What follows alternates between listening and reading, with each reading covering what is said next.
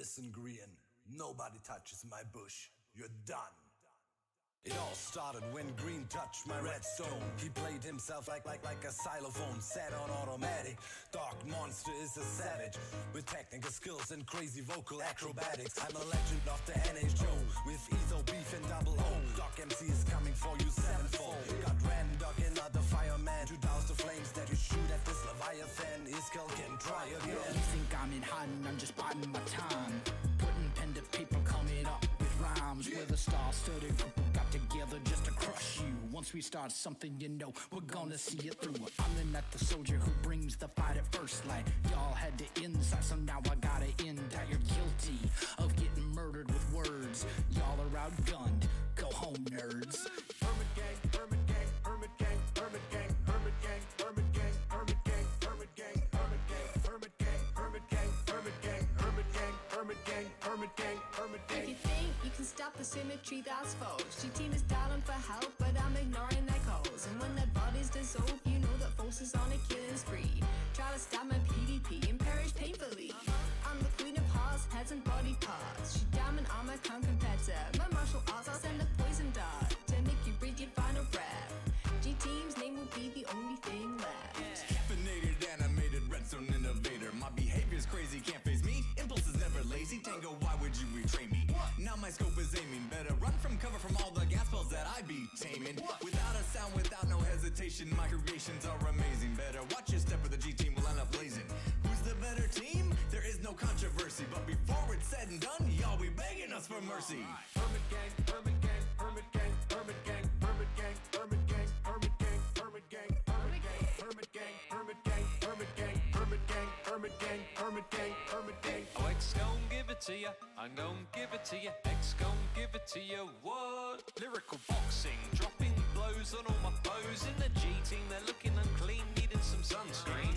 Our words to hurt this herd of nerds, it's absurd how my rhymes got them injured. Danger, danger, I got lasers to cut them up like razors. It's flexing season and I got flavour. No weak defences like trenches and fences that these dense heads are presenting.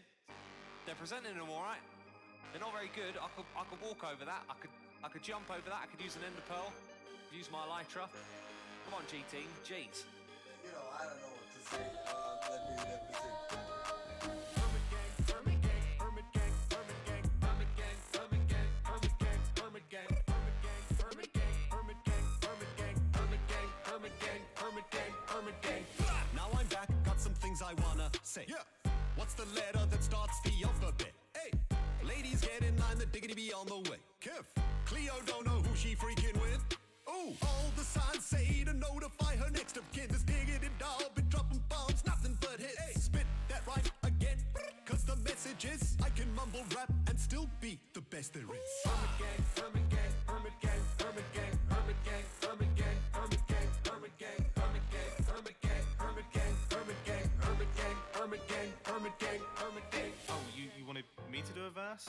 I'd have to check with G-Team. I mean, I'll have to check with my schedule and see if I'm able to do that sort of thing, you know. Busy guy. So, verse? Oh, you know. Oh, bananas. Oh, you know. Bananas. Bananas. Bananas. I just don't know if it's a good idea for me to be part of this song.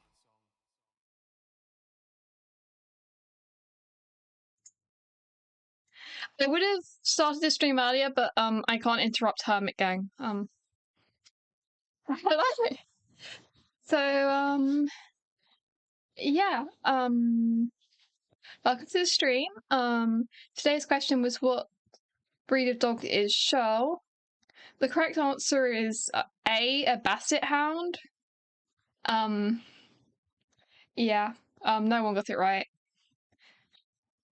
But yes, the music is good. I'm pretty sure it's not copyrighted. If it is, I'll deal with it, but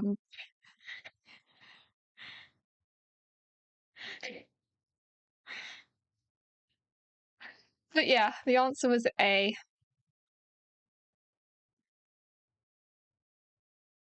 Yeah, I definitely wasn't also rushing about trying to make it so my top didn't look like a disaster. I'd say I have a pretty I look more stylish than I normally do. Normally it's just a hoodie. This time I've got colours that match each other and are completely different pieces of clothing. Whoa. I know how to wear something that isn't a hoodie. But yeah, I never know what to say at the beginning of streams, so we're just going to skip over to the game. Because, yeah.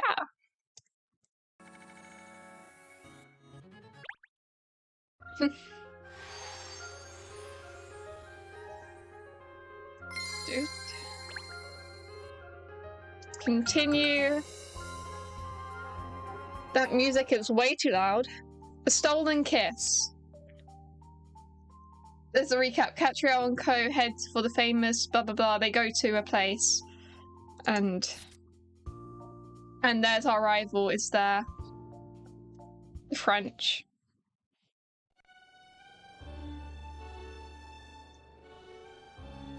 I was making sure I didn't forget to unmute things or do things. Yep, everything seems like it's fine.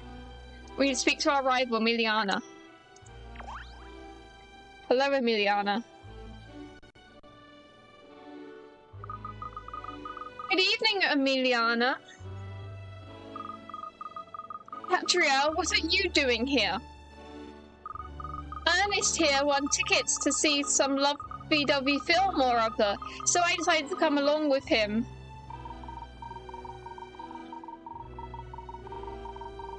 But the question is, what are you doing here, Emiliana? Has there been an incident? Hi, Rachel.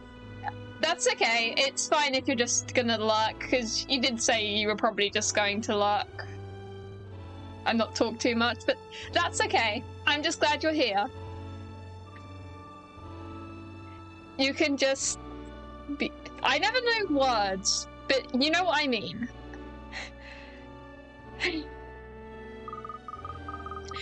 No. I'm not here on police business. I've come to see the film as well. Me trying to do a French accent. Bonjour. Oh, I didn't realize you were a film buff. Well, I wouldn't describe myself as a buff exactly, but I enjoy the change of pace. Profiling all day demands a huge amount of concentration. But the only people here tonight are either involved in the production, VIPs, or they won tickets like I did. So I presume that means you entered the prize draw as well? Did you? Ah. Very bien, see, I entered the prize draw, so what? That doesn't make me a film buff. I just entered the draw because I felt like it and happened to win. I feel like her voice is completely different than I made her voice last time, and that is okay. I'm gonna drink my tea.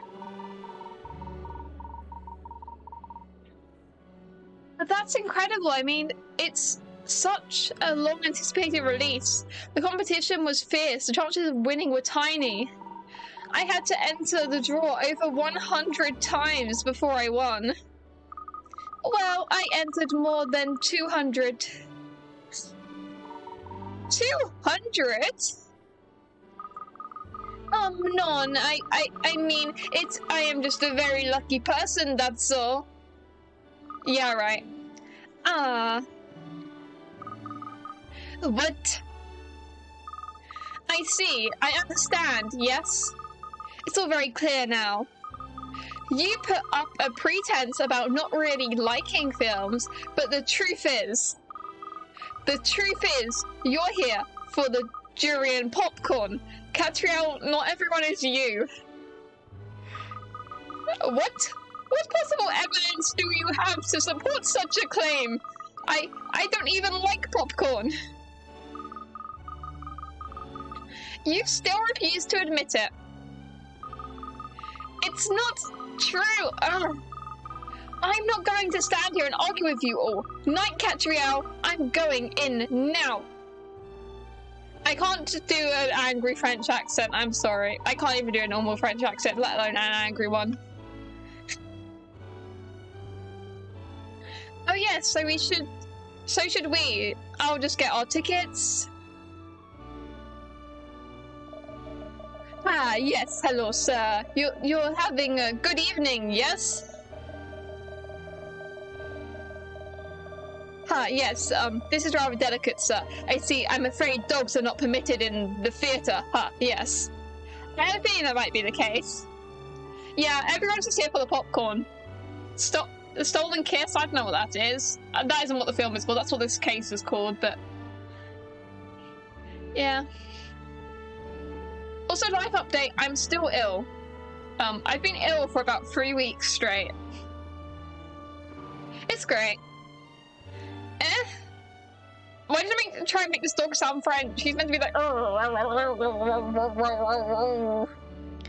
Ah, yes. You see, the ticket is only valid for 2 persons. Person usually pertaining to human and not canines, yes? Oh, I see. Gosh, Shell, I'm so sorry. It never crossed my mind to buy a ticket for you. Oh, Ernest, you'd forget your head if it wasn't screwed onto you, wouldn't you? And you're what? Well, there's nothing we can do about it now. I'm afraid you'll just have to wait out here until the film's over, Shell. Oh, poor doggy. Oh, sure. I'll just hang out on the street like a stray. I didn't even bring my coat. You have a coat? It's not even as if I can go back and wait at the office. These paws can't open no doors. That rhymed. Also, I can be as loud as I want to tonight because I am home alone, so yeah. Which actually makes me realise that I could have just used the desks in my mum's like study area and I would have actually had a chair for once, but I started streaming now, so oh well. It's not too uncomfortable where I sit. Fine, alright, I'll wait here, Ruff. Just do me a favour and don't watch all the ending credits, Ruff. Well, you better hope it's not a Marvel film. Good boy. We'll be back soon. Alright, Ernest, shall we? Oh, yes. What doggy deity have I upset to deserve this, eh? Ruff.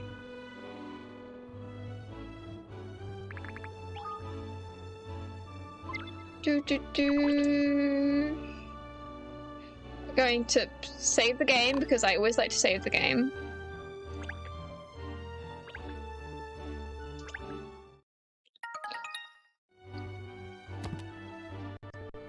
And then we're going to go to enter the theatre.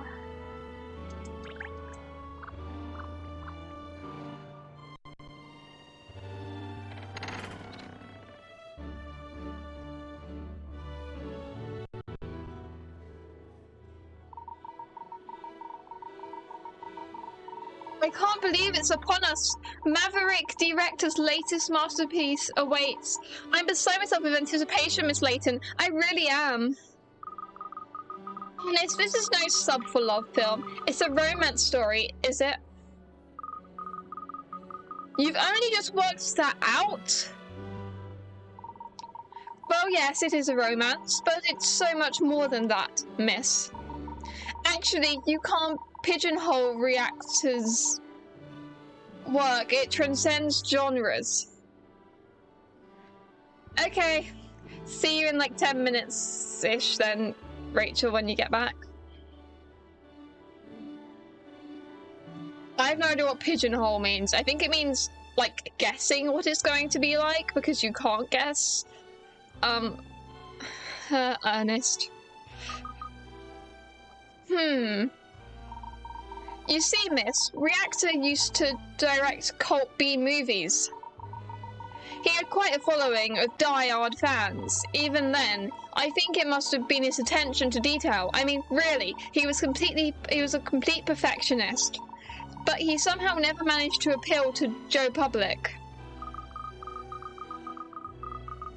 Then about 10 years ago, he started to move into more mainstream genres, romance stories and so on. That's when he started to become more popular by appealing to a wider audience. Now he is regarded as one of the greatest directors of our time. His films are always highly anticipated. I must say, I've always thought his films were capital. I've been a huge fan ever since his Cult B movie days. My all-time favourite has to be Wall-O, the mud-barfing robot hippos on a mudless post-apocalyptic Earth. What kind of title is that? It sounds like an isekai title or something. Like, oh, the robot hippos. That's like such a long title. I see. So you're also a fan of Mr. Reactor's films, are you, Emiliana? Well, of course. I think he is a fantastic director, but no, I am more interested in the actors in the films. Oh, you mean Leonardo DiCaprio? I wonder who's that's referencing to. I wonder. I have absolutely no idea in the slightest. This is sarcasm. Oh, you mean Leonardo DiCaprio's the lead? I heard he's ever so popular with the ladies. Well, he is extremely good looking, and an excellent actor, of course. After all the action roles he's played, I'm dying to see what he's like in a love story. Emiliana, I didn't take you for a lovey-dovey type. How cute! Oh, I didn't mean I am not lovey-dovey. Non!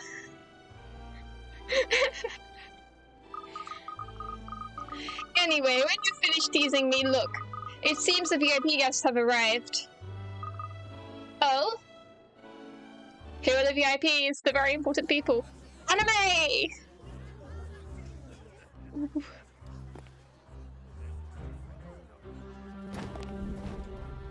Oh, the mayor! I like the pink-haired girl. She looks interesting.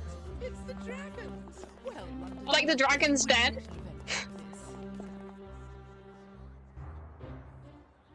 I don't know if people outside of England know what the Dragon's Den is, but... Or is it an American thing? I don't know anymore. I know there's a Shark Tank and there's the Dragon's Den and they're like versions of each other.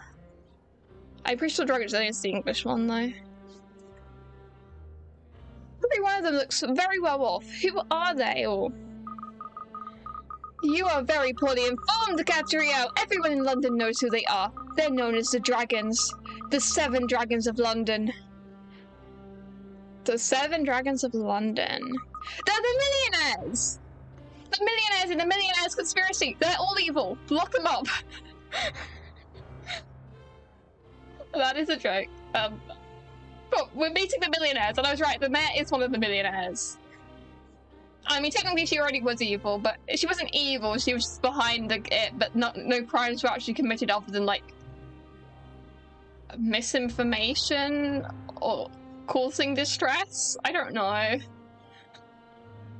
7 dragons? The pink-haired girl looks interesting. That's all I wanted to make a note of. Yes, some of London's wealthiest residents, Mongols of media, finance, transport. Between them, they really control the city's economy. Although some of them do come from wealthy families, it's really only in the last 10 years that they've become so well known. Oh, not very long then, especially in a historic city like London. True, and of course it's not just people here in London who watch them. The whole world's eyes are trained on these. 7 multi-millionaires. Well, they certainly do sound very influential. You know one of them already. Ah yes, Melinda. She's one of the 7, is she? Oh, we must go say good day, Miss Layton. Yes, I think there's still time before the film starts. Let's go and say hello.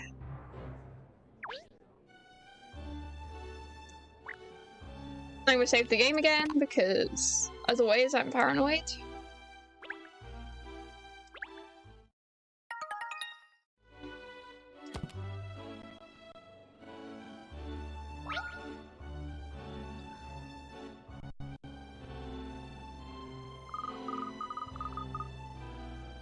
The way Emiliana is meant to be our, like, rival, and we're just spending a lot of time with her. Good evening, Piper. Katrielle, I wasn't expecting to see you here. No, well, in truth, films are my thing. I'm here for the popcorn. As you should be. I don't doubt it. I didn't realize you were one of the 7 dragons of London. Oh, that's really my father's influence. But I don't think of myself as a millionaire. I think of myself as London's mayor, nothing more. So she is a millionaire. She's one of the millionaires in the Millionaires conspiracy. Because this is what this game's called, the Millionaire conspiracy. We're seeing the millionaires. So the first case really had nothing to do with the millionaires, because none of the 7 dragons had anything to do with the first case. The first case was mainly a tutorial, I think. Does this mean each of the millionaires is going to be evil? That is a joke, but behind each case, because no one's necessarily been evil yet. I want someone to be evil. I want a villain, but I love myself some villains. And that's a very worthy title. Not everyone has what it takes to be mayor in a city like this one. I don't know how it's always so hot in my room. Okay. You're too kind, Katrielle. But it's always nice to receive a compliment. Now then, there's something I'd like to introduce you to. This is a friend of mine, Mr. Phineas T. Barnone. Howdy! It's a real pleasure to meet ya. So, you're this Katrielle Layton I've been hearing about, eh? Piper's told me all kinds of stories about ya. Don't you worry, I've just been dying to meet ya. Well, it's an honor to meet you too, Mr. Barone. You're on the VIP guest list, I presume?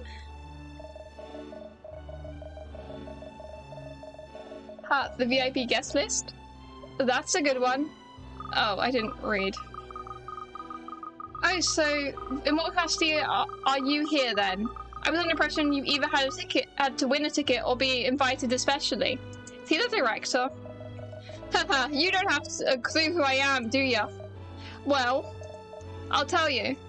I'll set you a little puzzle. If you can solve it, I'll fill you in. Puzzle. I'm switched down to the lower screen again. That is not what I meant to move. I meant to move that. Okay. Bop, bop, bop. Puzzle time. Everyone ready to watch me struggle? Okay, now it's cold. I don't know what's happening in my room. Maybe it's because I'm wearing a summer top in the middle of winter, because I assumed I wouldn't get too hot in my cardigan. Okay. Cardigan, do not make me feel hot, okay? Okay. Puzzle time. Yippee. Yeah, it seems like the puzzle isn't completely breaking the game this time. It seems like everything's a lot better. Okay, here we have 5 playing cards. A certain number of them are missing.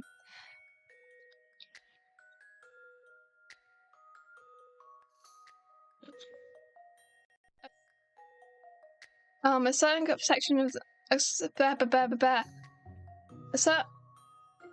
there's a cat clawing at my door. We might get Socks cameo. Wait.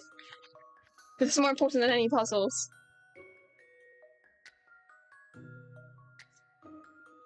Hello?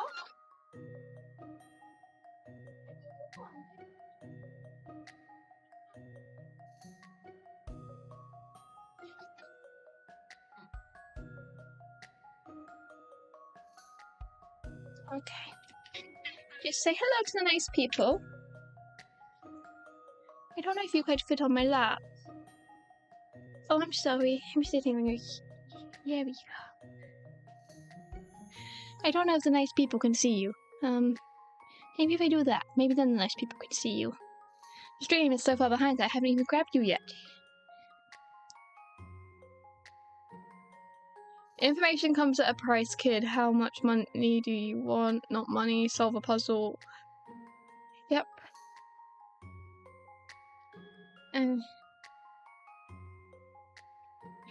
Okay. She just might be in the background for a little bit. I want to make sure you can actually see me properly. And unfortunately, unless she like sits right up, you're not going to see very much of her. Hello, Soxy. This is more important than any puzzle ever. Okay. She's waving her tail in my face. Yes. You know you can get off my lap if you are dissatisfied. Yes.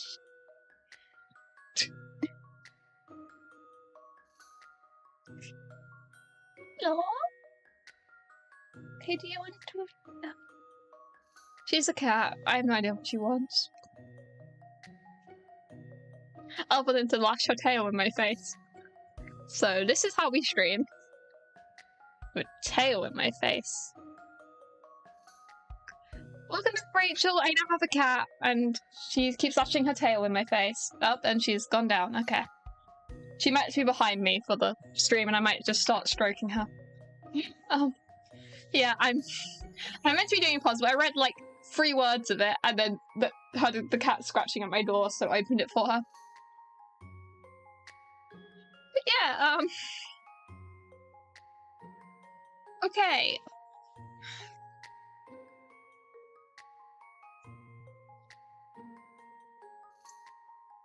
Here we have 5 playing cards. We haven't even found out what the mystery is for this case yet.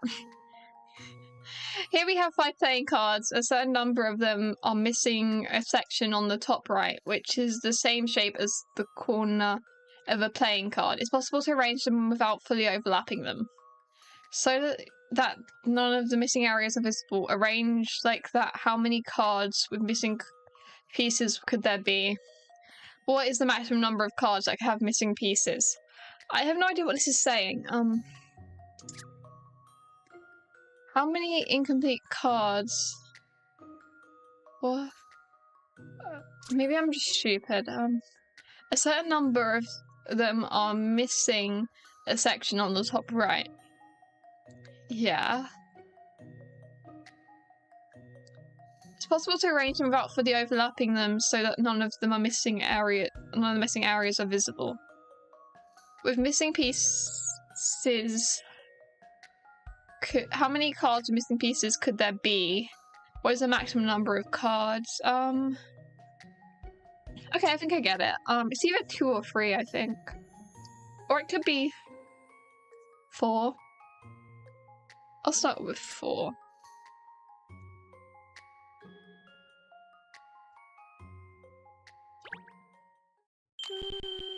This should do it, I think. No. What's the matter with me today? I think it's 2. If not, then it's 3. There's only so many answers.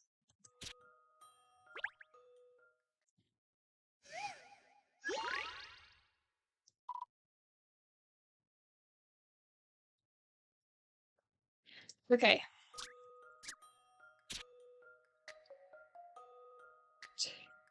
That's the longest 2 known to humanity. This is an interesting one. Nope. Okay, then it's 3. Not good, Katrielle. It has to be 3. Good. Wait, how many? I assume there's 5 cards, because there's 5 cards on the top screen. So... maybe it's 5?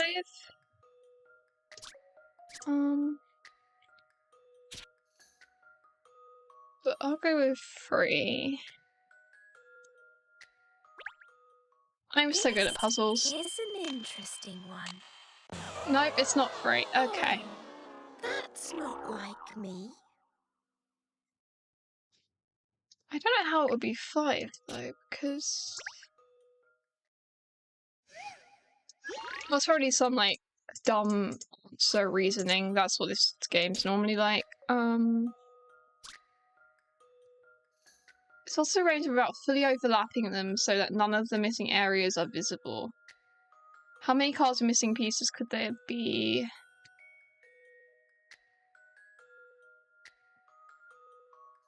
What is the maximum number of cards that could have a missing piece? 5? Okay, let's try drawing a 5 again. 5. There. 5.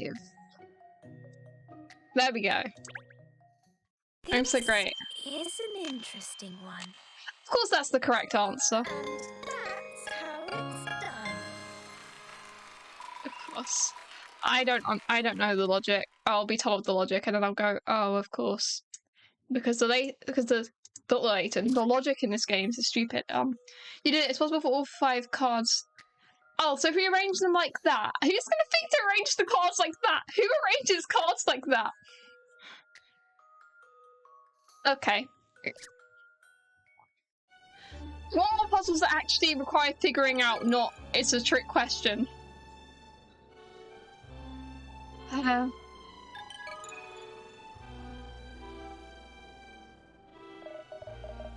ha ha.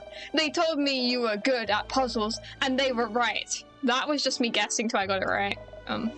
Sorry I wasn't trying to test you or nothing. That was literally testing me. It's a puzzle. I just wanted to see it with my own eyes. See, I'm a big fan of detective work. Well, I hope I didn't disappoint you. On the contrary. So, we had a deal, didn't we? Let me tell you all about me, haha. I'm the manager of Savoy. You see, the Savoy being the greatest darn theatre in Western End, bar none, ha ha. I'm the one who put on this screen. Was that meant to make sense? Oh, you mean you own the Savoy? I hope you guys know Savoy is a type of sausage. You know, you get in fish and chip shops. Interesting name for a theatre. It's basically like the sausage theatre. That's right. Now I hear you Blue Pips little festival plot out of the water. Haha. I was wondering what kind of girl you were, and now I see. Mighty fine. So maybe each of the millionaires has a conspiracy, and they're plotting stuff because it's the millionaires' conspiracy. And now this is my own conspiracy theory. Hello, Sluggy. I'm getting distracted by my cat, but I think that's okay because she is adorable, and she is worth distraction. Yes, you are. Yeah, you are. Yeah, you are. You can't hear her, but she's purring. Well, I hope you enjoyed the show. After all, it's all thanks to... If it tanks... Oh, I'm used to them spelling thanks weirdly to come across the accent, so when they actually say tanks, I don't get the word. I won't make money out of it, will I?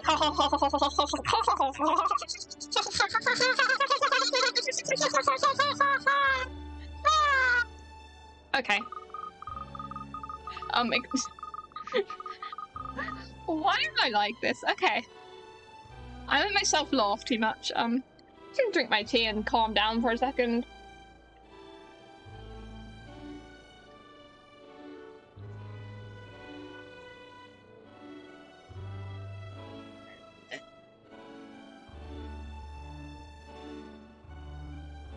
Okay. Well, the truth is, I'm really here for the popcorn, not the film.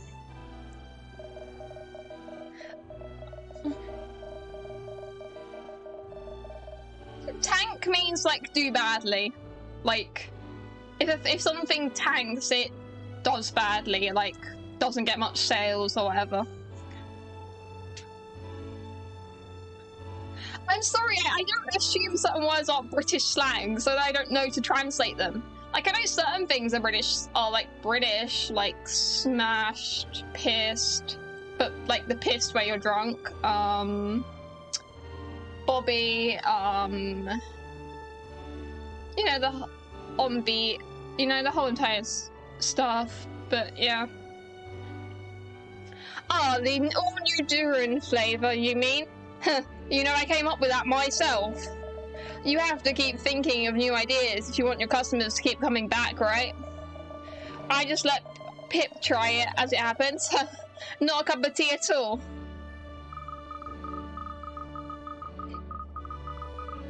I see you're involved in all aspects of the business. How interesting. I bet it's him. He's evil. He stole the kiss. I don't actually know what his case is yet. We haven't. I don't know that it's called the stolen kiss. So he stole the kiss. Yeah. Okay. Well, that popcorn certainly has a unique flavour. Perhaps a little too unique. A good example of effort to not necessarily producing results. I'll judge that for myself. I think now, where do you get it? I can read.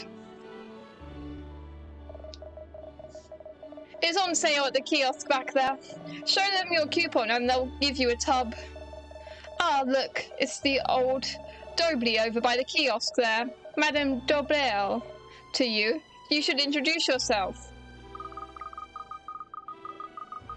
Madame Dubel?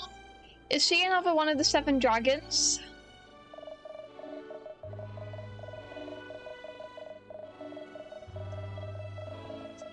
Haha, Gretchen Dubel is a name you do well to remember, Miss Layton. And a word of advice, never forget the Madame, haha.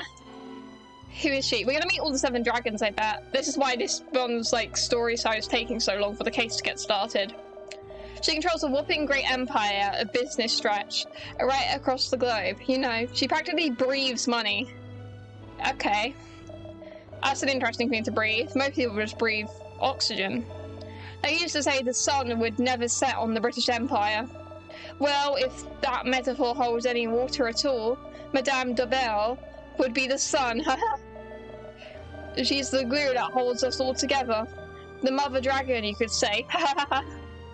I want to meet her. Is she the pink-haired lady? Oh, I know that one of them has pink hair. I see. Well, she certainly sounds larger than life. If you want your detective agency to have any chance of success, it would be a wise move to befriend Madame Dobel Katrielle. I suppose detective work does rely on maintaining good relationships with people. It's true. I could just say hello while I queue up for my popcorn. Oh, while you queue up for your popcorn, you really haven't grasped how important she is, have you? Katrielle is just being Katrielle.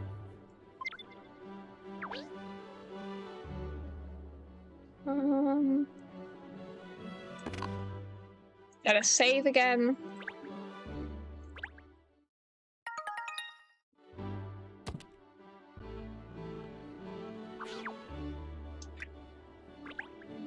Time to get our popcorn.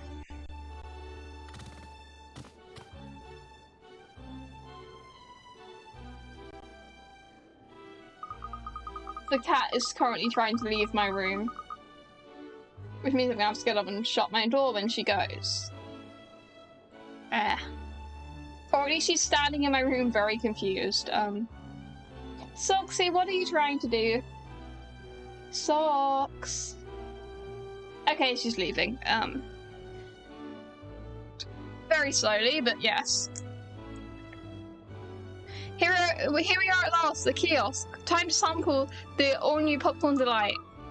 I might as well just keep the door open. I'm home alone, so... And then she won't have to claw at the door if she wants to be let back in. She can just creep up on me. Oh no. What's the matter? There's no one at the kiosk. I won't be able to get my popcorn. Never mind, miss. How about introducing ourselves to Madame Dobel instead? So near and yet so far. You mustn't be so down in the mouth, miss. Remember, Miss Baron said she could become a very useful contact. Yes, alright, let's say a quick hello then. Do you know which lady she is? I suspect that lady over there might be who we're looking for. Yes, I think you might be right. She certainly stands out as the affluent. Oh, it's her.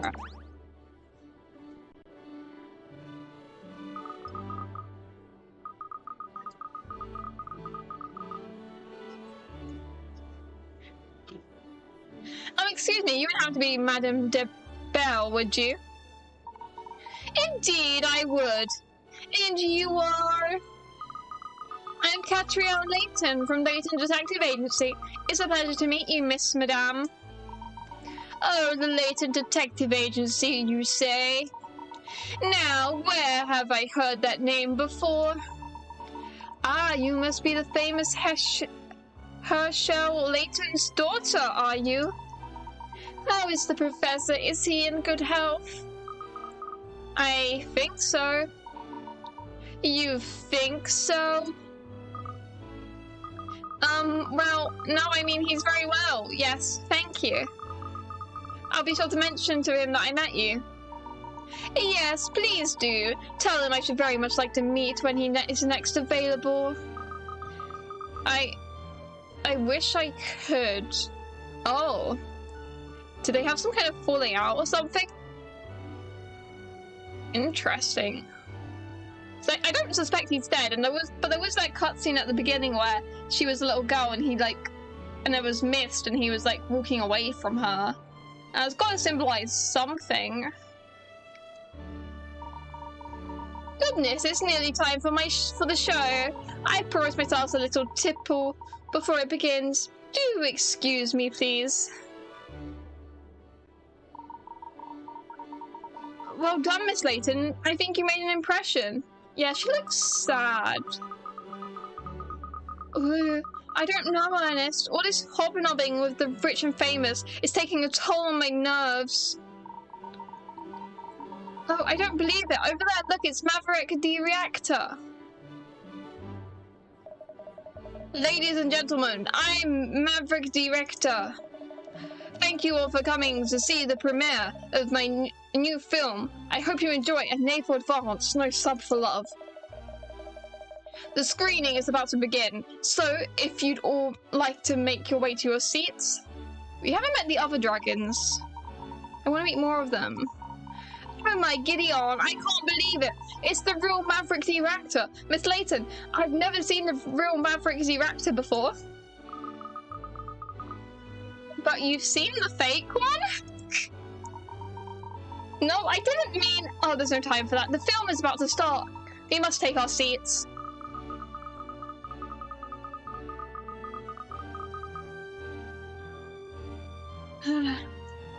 Are you forgetting something, Ernest? First I have to redeem this coupon for my durian popcorn. Oh, look, the kiosk attendant has returned. But what if the film starts while you were waiting for it? Everyone else is already inside. Quickly, miss, we must hurry. Let this girl get her popcorn. Let this girl get her popcorn, somebody.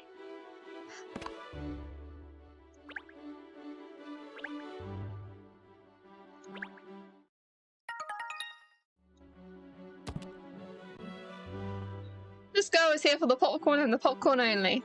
And she's not even getting it.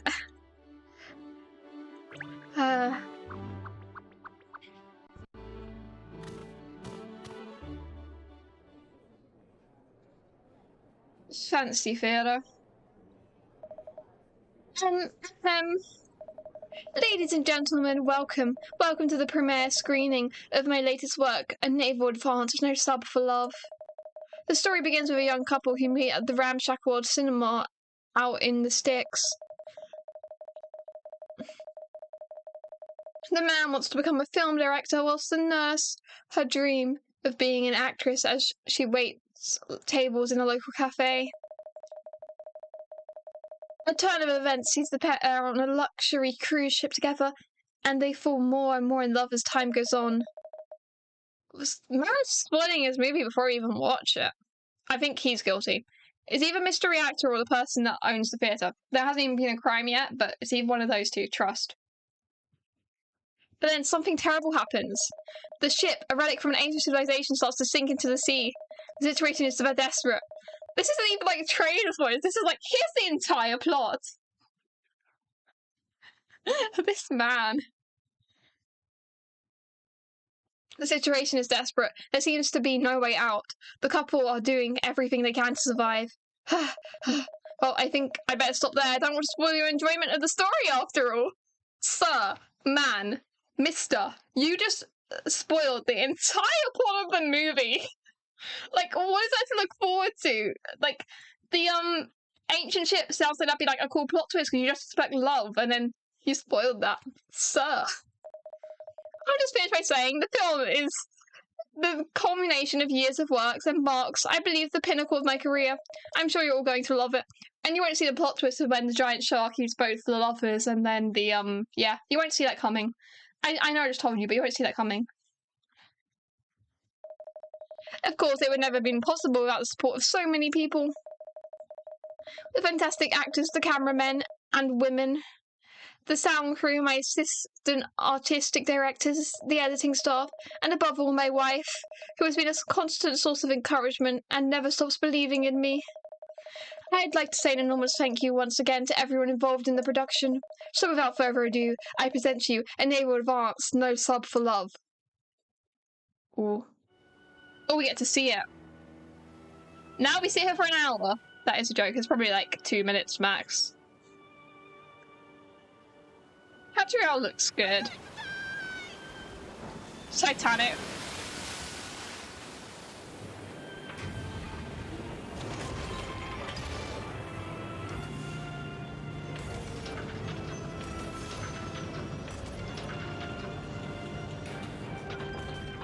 And now I know where the budget for this game went to. That is a joke. The whole game looks good. This is where they put on the budget.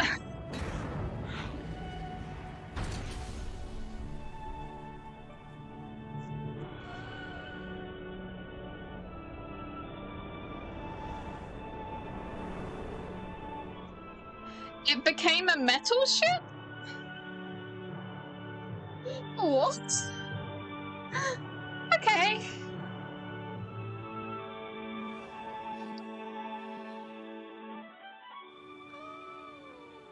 And they're not going to kiss because this case is called a stolen kiss.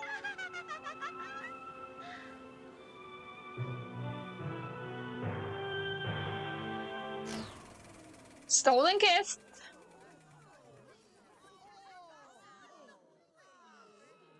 Katrielle is actually carrying this whole entire anime scene. What's going on? What happened to my film? Why is it cut there? No, this isn't right. The last scene, the kiss scene, the big final, someone's stolen it. The stolen kiss. So that's the stolen kiss. Excuse me, Mr. Bartman. Has everyone left now? Yep, that's the end of it. We've had to cancel the screening, so I sent everyone home. You aren't a friend of Miss Layton's now, are you? Well, I'm not sure if friend is the right word, but well, I'm Emiliana Pafate. I'm a case analysis and profiler at Scotland Yard. This theft of climactic scene of the film is a very serious offence. If you don't mind, I'd like to ask you some questions about it.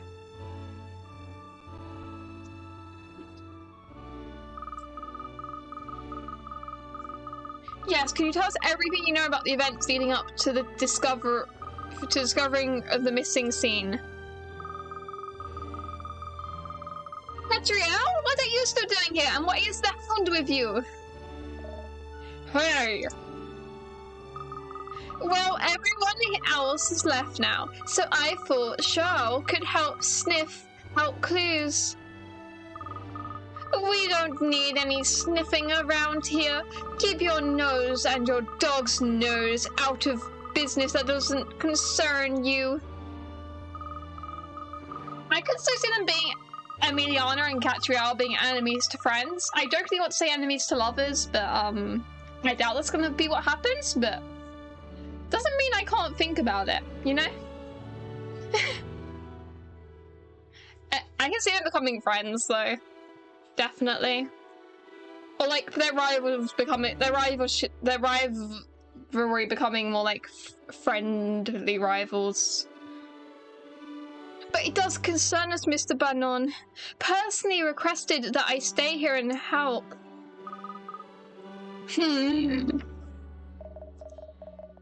You bet I did. Talk about luck having a Scotland Yard officer. And a private eye on the site. Yeah, it's impossible for anything to glitch. It must have been stolen. You know, a guy, he put on a mask. Wait, a guy, he just... There was this guy and he just kind of grabbed a mask. Disclaimer, I'm not a furry. He grabbed a mask and he tiptoed in like this. He just went, don't ask what I'm doing. He tiptoed in and he pretend this is the clip of the film. He grabbed it with his hands and he sneaked out. Far away.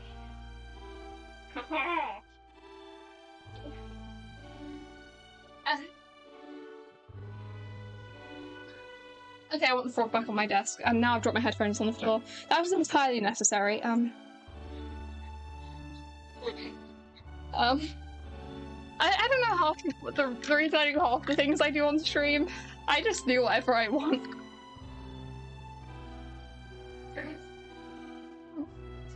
You bet I did. Talk about luck having I already read that. Yeah, the explanation was necessary.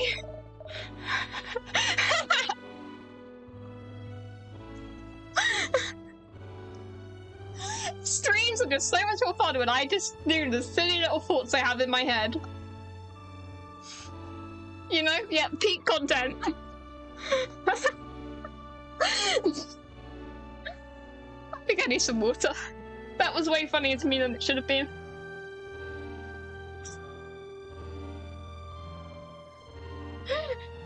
Yep. I'm putting my level 5 in drama to full use with that acting.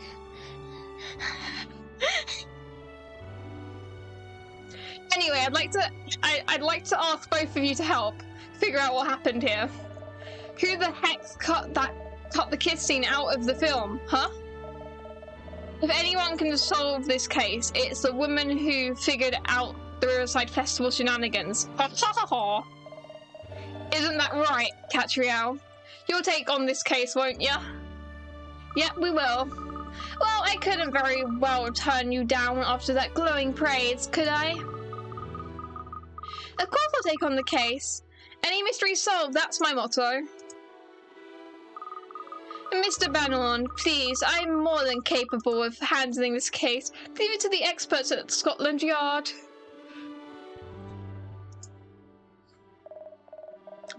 Now, I'm not saying I don't think you're a talented detective as well, Miss Perfetti.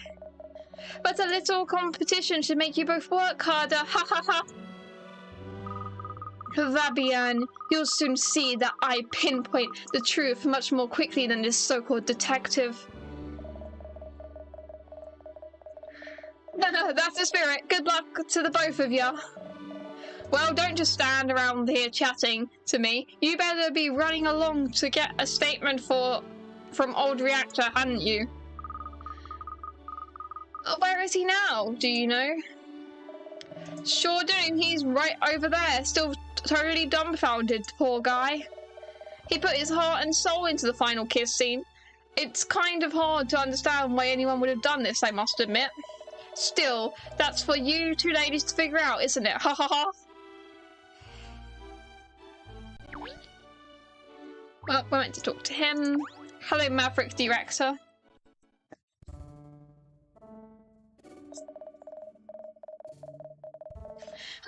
My film! My magnum opus! These, Mr. Rector. Don't worry, I will personally track down the thief responsible for stealing the kiss scene. No, you won't, because I'll track down whoever did it. First, Katrielle. Very professional, ladies. Very professional. Woof. It was perfect. I'd made every last detail perfect before I was willing to show it to the public, and now this. Surely the negatives are still available. You'll be able to produce a reel from another screening, won't you? I forgot to be French for that. I forgot to do the French. But didn't you see the audience reaction? They were frustrated. Without the final scene, the story doesn't hang together at all. I wanted to give people the perfect film. I've put my whole life into this project, my heart and soul. We understand, Mr. Rector, but try not to let it get you down. I will track down the perpetrator, don't you worry. Try not to let me get me down. Are you mad? This is a disaster. Blow like this, just before the official release, it is the death knell for any film. And just when I thought I made it to the big time, when I got in with the top studios, now it's back to trying to make ends meet again. I can read. What am I going to tell my crew? I thought I'd finally be able to pay them what they're due. This is terrible. Please try to calm down now. Tell me, do you have any suspicions at all about who could be responsible? I think it's bold to assume it's a theft. It could have just been an accident. You know, someone accidentally like clipped the scene, or like accidentally projector glitched. I don't know. I feel like it's always not what you assume. They make it look like it's like this massive crime, and then it's not. Responsible for the desecration of my work, obviously someone who doesn't like my films. How am I going to face my crew, my wife even? They were all on the tenterhooks, waiting to see how the audience reacted. I just want the ground to open and swallow me up. I wish I was on that submarine right now, sinking. That's going through it all.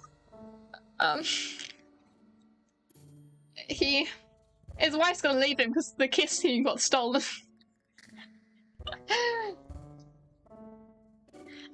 Yes, well, thank you for your time, Mr. Rector. Sinking. He's just fading off screen slowly.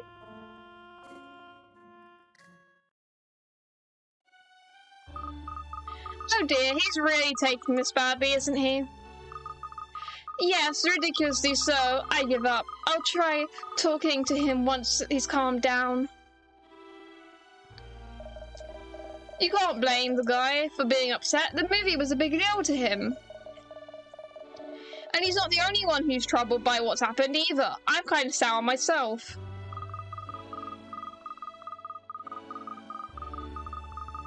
Well, yes, I imagine you would be. This is going to affect sales for you after all.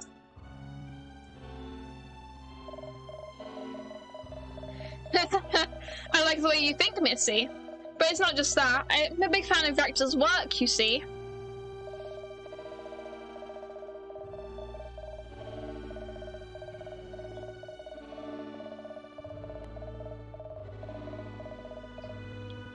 I was looking forward to the whole world finally seeing what a great director he really is. My laptop is struggling to charge. Okay, it's charging. He really is. Now this has happened. All that talent could go to waste if we're not careful. So you two ladies better get a move on and figure out what happened to the stolen kiss. If it will help, I can give you access to anywhere in the theatre. In fact, I'll just tell security to give you free reign. there's the projection box around the back. Normally it's out of bounds, but I don't mind you going there to investigate if you need to. The projection box? Ah, thank you, Mr. Bannon. What are we waiting for? Let's hightail it over to the projection box then. Ruff. I think Charles the only voice I do consistently the same. Yes, I agree. We should start by investigating the film reel. Katrielle's voice, I try to make it similar to my own because she's the main character and I can't just... And she's British, so it kind of just works. And I can't just speak in an accent for the entire game. But I try to make it sound a little bit more, like, coherent and, like, precise and just posh, I guess. Yes, I agree. We should start by investigating the film reel.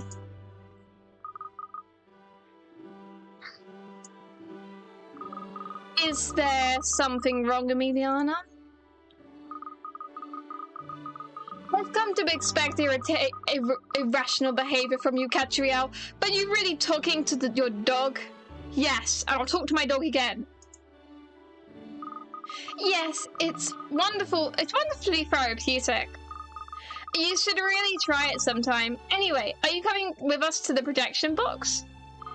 No, I will be carrying out investigations elsewhere first. Amateurs tend to put me off, and I might miss something crucial. You see, Katrielle, every criminal, no matter how careful, leaves a trail of telltale signs following a crime.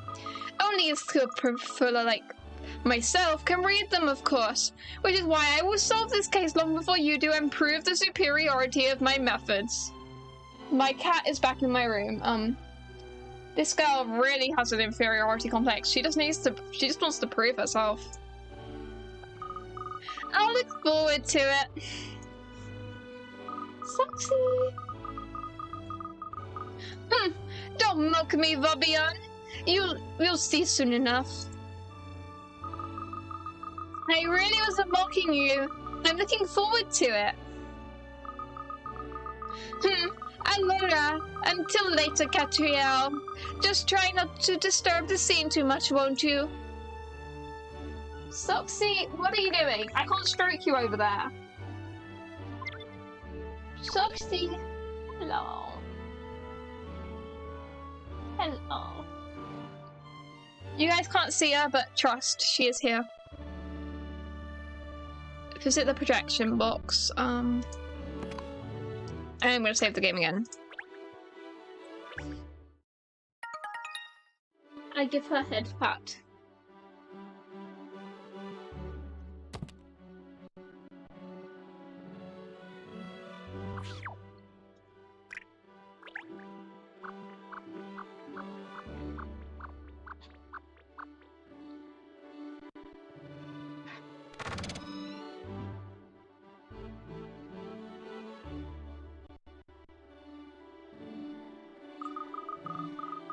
So, this is the inside of a projection box.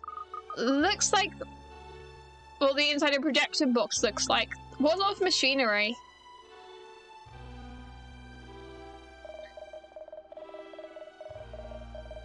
Excuse me, authorized personnel only in here, please? I'll have to ask you to leave.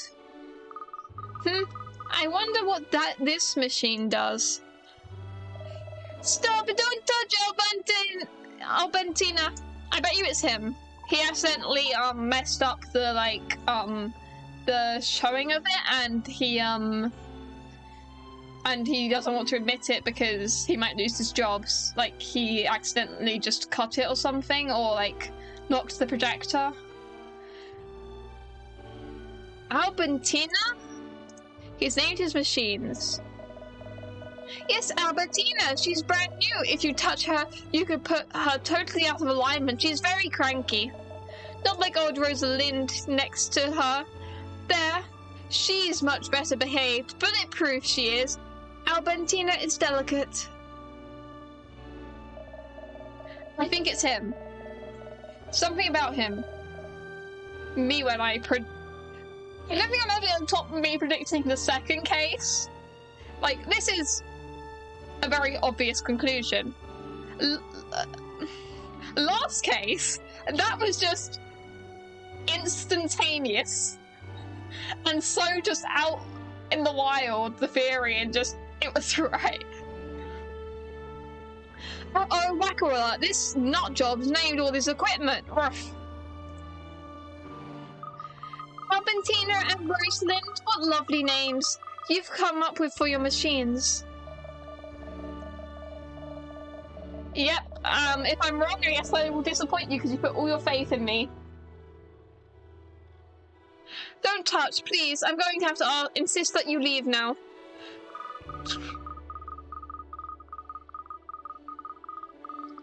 It's alright, Mr. Banan gave us permission to investigate in here. Investigate? Sorry, I didn't introduce myself. I'm Katrielle Layton, of Layton Detective Agency. These are my assistants, Ernest and Cheryl. Okay, Cooper, enjoy your dinner. We're investigating the disappearance of the final scene of No Sub for Love. Would you mind telling us who you are? I presume you're a member of the technical staff here at the theatre. Oh yes, I'm Seymour Fremis. I'm the Save Lois projectionist. I see. And what do you do? Miss, the projectionist is responsible for setting up the film and controlling the equipment during screenings. I must say, it sounds like a rather spiffing job. Just thinking of all the films you'd get to see. Spiffing is British for good. Don't make light of it. Being a projectionist carries huge responsibility and demands incredible attention to detail. I have to keep a constant eye on running the film, fine-tune all the machines, and make sure the projector is in exactly the correct position at all times. There's never any downtime in my job. I have to spot all the motor cues and make sure I'm ready for real changeovers as well. Golly, it sounds awfully complicated. It is. But I wouldn't have any other job. I'm happy in here, surrounded by my machines. But people always think it's a doddle, and it's not. I can read. It sounds like he's more interested in the machines than the films they're showing. Yes, I think we need to ask this Mr. Framers a few more questions. Did he, like, sabotage it because it... Oh, there's a bird. Because it messed with his, It messed with his machine. And he was like, no, that's... Or, like, it was gonna damage his machine, maybe?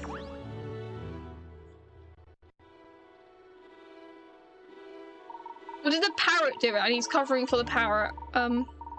Oh look, Miss Layton, there's a bird in his cage. It's a mine bird, I think. I don't think it's a parrot. It's a bird. I don't know why I opted for parrot. I thought it was a raven at first. Raven mad like someone else in this room. Ruff. Hilarious. Peak comedy. Mayans are talking birds, aren't they? It's a talking bird. It's gonna be his downfall. It's either the talking bird or it's him. Trust. I'm always right. I'm not always right, but I could always be right. You know? Yes, that's right. I bet he can say all kinds of things, can't he, Mr. Framers? Yeah, I've taught the Major quite a few words. Why don't you introduce yourself, Major? Come on, say hello. And now I have to imitate a bird. It's like a toucan, isn't it? Or something. It looks like a toucan, but it's not. It's a Minan, but it's close enough. Hello, I'm the Major. Major Minan. Major Minan. Huh? He really does talk. So what, Minan birds do? Dogs, on the other hand, now that's something special. Rough.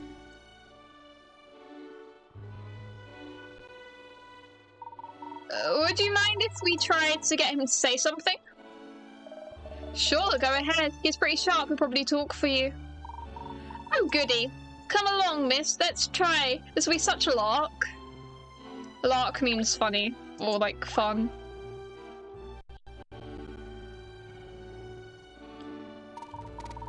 Hello, how are you?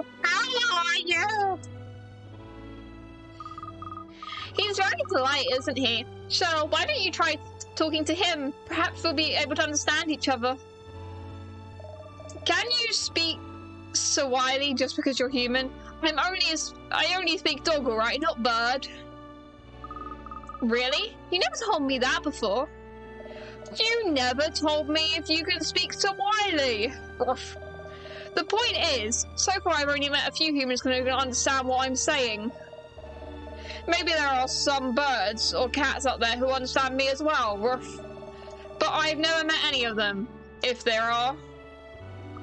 I didn't realize there were all these limitations on what you can and can't do. What a disappointment. Oh, sure, I'm such a disappointment. Because a talking dog is so mundane. Rough. Yeah, talking dogs are mundane. Everyone's done it. Descendants, Scooby-Doo, you know, talking dogs are everywhere. Get original, Shell. That is a joke, I love Shell. Oh well, I suppose I'll just have to try to communicate with the bird myself. So, Major, did you see the film Thief? Saw the thief? Saw the thief? Jeepers, really? Who did it? Who did it? Who did it? He's repeating all words. Yes, who did it? You did it! You did it! We're getting accused before a crime by a bird. That's new. Of course I didn't do it! Katrielle, you're trying to have a conversation with a bird that's mainly just saying random words. Didn't do it! Didn't do it! Ha ha! Who's a pretty Wally then? Who's a pretty Wally then? Look, she even tells jokes. Amazing. Katrielle does not look impressed. Yeah, side splitting. Rough. I told you the Major's very sharp. A genius, really. Alright then, Major. If you're so sharp, you'll understand when I explain what I'll do to you if you make fun of me again. Katrielle frightening birds. Ah! Call the RSPB! Call the RSPB! I think my entire soul is making this bird into this bird's voice. Miss Layton, he is only a bird, remember? I know he talks like a human, but we really can't treat him like one. Major hunger! Major hunger! Popcorn! Popcorn! Sorry, Major, I'm all out of popcorn now. Katrielle's like, this bird. He liked me for real because I want the popcorn. And he wants popcorn. He's just like me. Oh yes, of course. What is it, miss? Have you cracked it? Have you seen to the heart of the case already? No. This is far more important than that. Popcorn. Oh, really? Ruff. I forgot all about the new durian popcorn I wanted to try. Oh, I knew it, Ruff. Is this the first clue? Oh my god, she is so cute in her outfit in this thinking scene. Just her hair to the side. Oh, she looks great. And this time, the thinking scene isn't completely breaking my laptop, so that's good.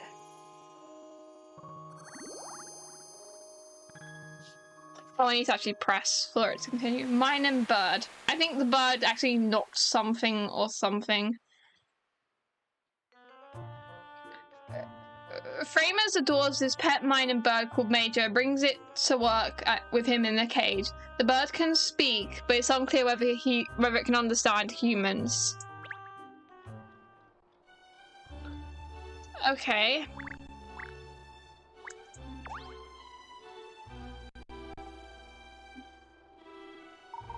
So, is this one Albertina? Is it? No, no, no, no! That's Rosalinda. Albertina's the one next to her. Oh, I do apologize.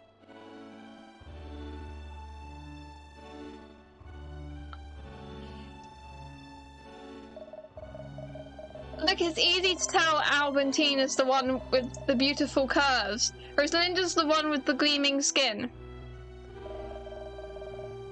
Hello, barking, completely barking.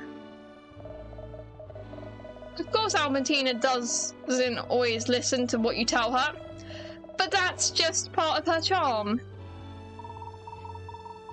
Is it? I see, I see.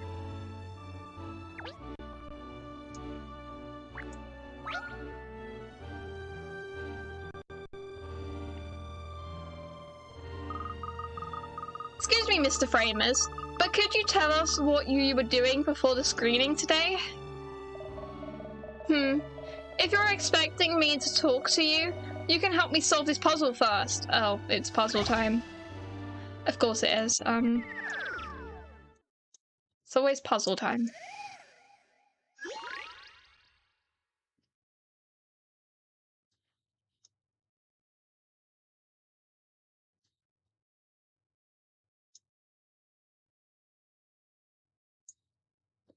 Okay.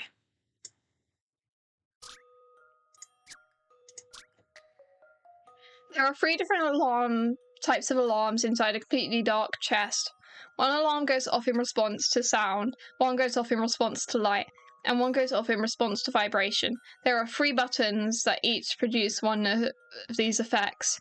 You need to set off all 3 alarms by pressing the least number of buttons possible. Select all of the buttons that need to be pressed.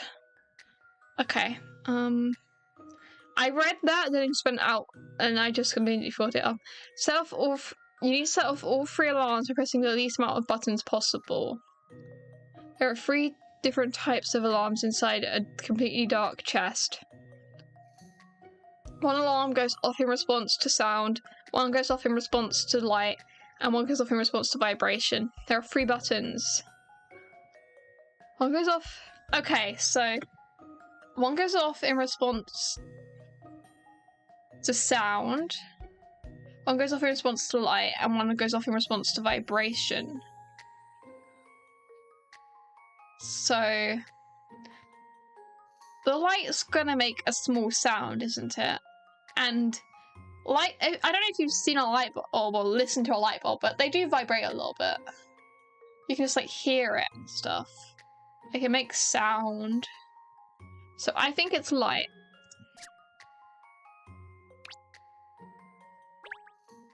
I have a feeling that perhaps... Yep. I'm a genius. Patch on Miss Layton, of course. I'm actually a genius. Like, actually.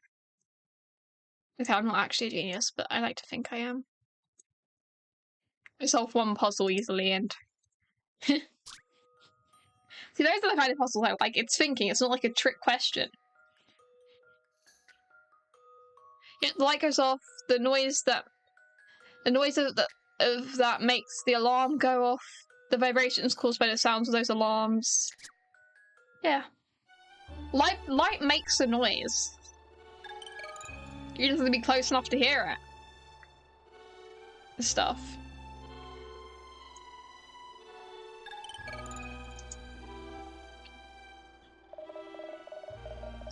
Okay, that was pretty impressive.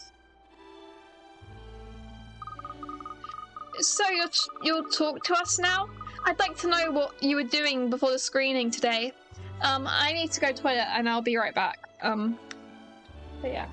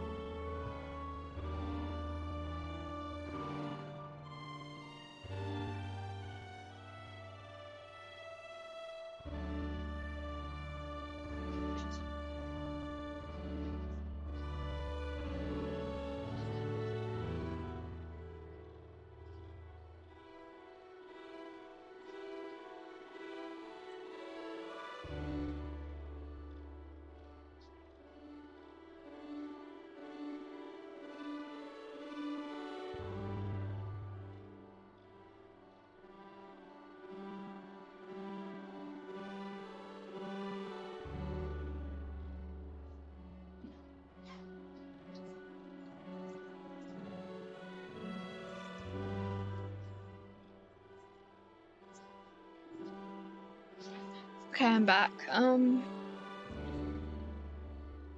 you check I'm sitting in the correct place? That I'm like center-ish? Yep, okay. So you're talking to us now? Oh, I already read that. Fine, alright then. I was in here, of course, making sure all my machines were in tip-top working order. So you were the one who actually ran the film? Yes, I was pretty shocked when the last reel suddenly skipped a scene. My voice hurts.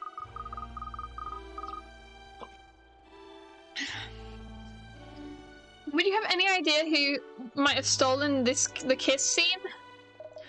No, not really. I mean, I really don't care. It's only a film, for goodness sake.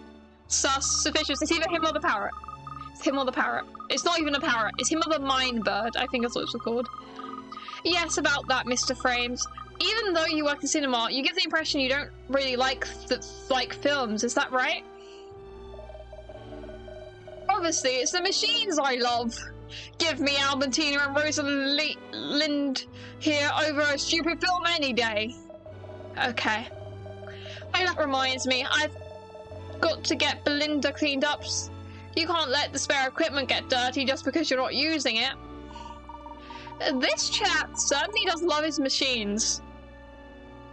That's a clue, apparently. A man loves machines.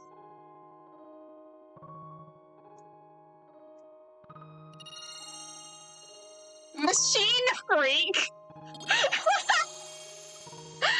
That's the name of this clue. Machine freak. I need to put my headphones on exactly right because I don't like things on my head. Headphones seem to be the only exception, but I need to like have them on the right way. Like, and just stuff. There we go. Okay, that feels better. Machine freak.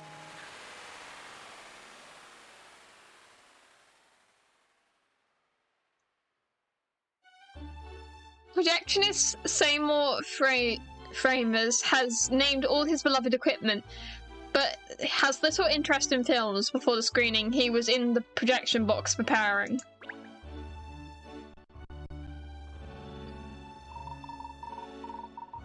Well, he's a little bit too obvious, that's the only problem. But I think that concludes our investigation of the projection box.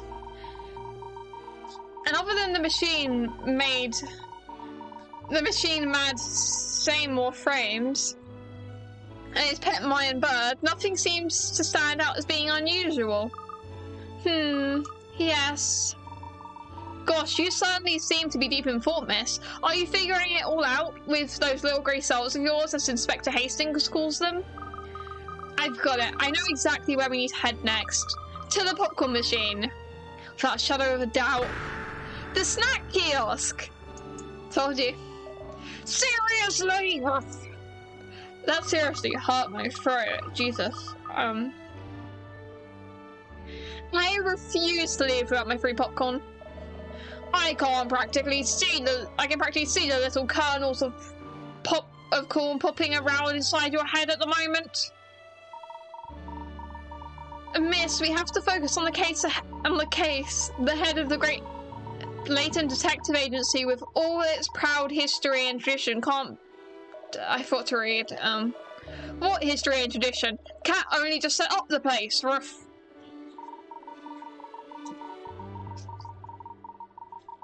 Well, alright, but it will have a proud history and tradition in the future. If we can just get our heads off popcorn. No, we need popcorn. A long way in the future, Ruff. As it stands, we have no leads at all. I think we should continue investigating another part of the theatre. But she wants her popcorn. The pup's got a point. Snipping before snacks. Come on, Ruff. Well, if the two of you don't want to come with me, I'll go on my own. Like a dog with a bone, as usual, Ruff. Let's turn our attention back to the case. Presumably there's an editor here as well, wouldn't you think? We should see if we can interview him or her. Quick thinking, go fast, pinstripes. So how do we go about finding the editor? Well, I suppose we could ask Mr. Frames. To me, Mr. Frames. We'd like to talk to whoever's in charge of editing the premiere. You mean editor? He's the editing technician. Reactor's famous editing assistant? I think we're meant to suspect him, but actually it's the bird. I'm Mr. Frames. Yeah, he's one of the most senior members of Reactor's crew. Well, given it's an editor's job to cut and splice the film, I think we should speak with him. He may well know something about the missing kiss scene. Where can we find him? Good question. Did Katrielle seriously leave? I think she left. Like, she is not in this scene. It's Ernest, and Katrielle left to go get her popcorn. Damn. Good question. I don't know where he disappeared to after the screening. Ernest getting his main character moment. Perhaps he's still in the theatre. Let's go and ask around if anyone's seen him, miss. Oh no, she's still here.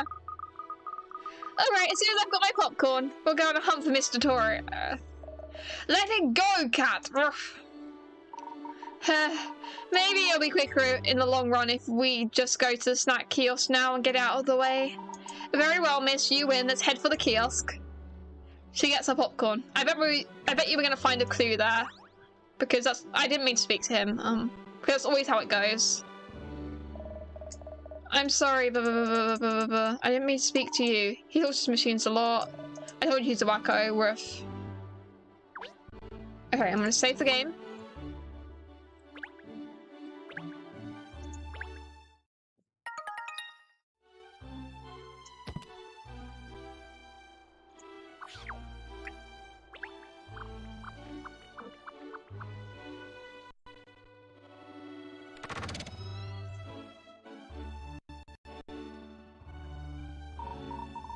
There are still one or two people about, even though most people have left now.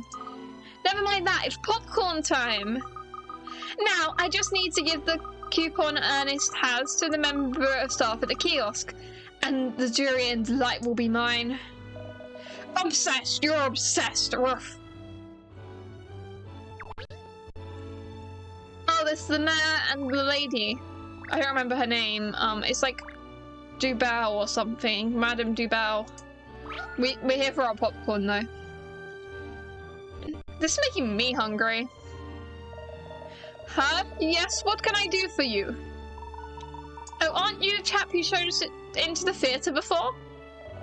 Ah, yes. All the other staff members were individually assigned to take care of our VIP guests.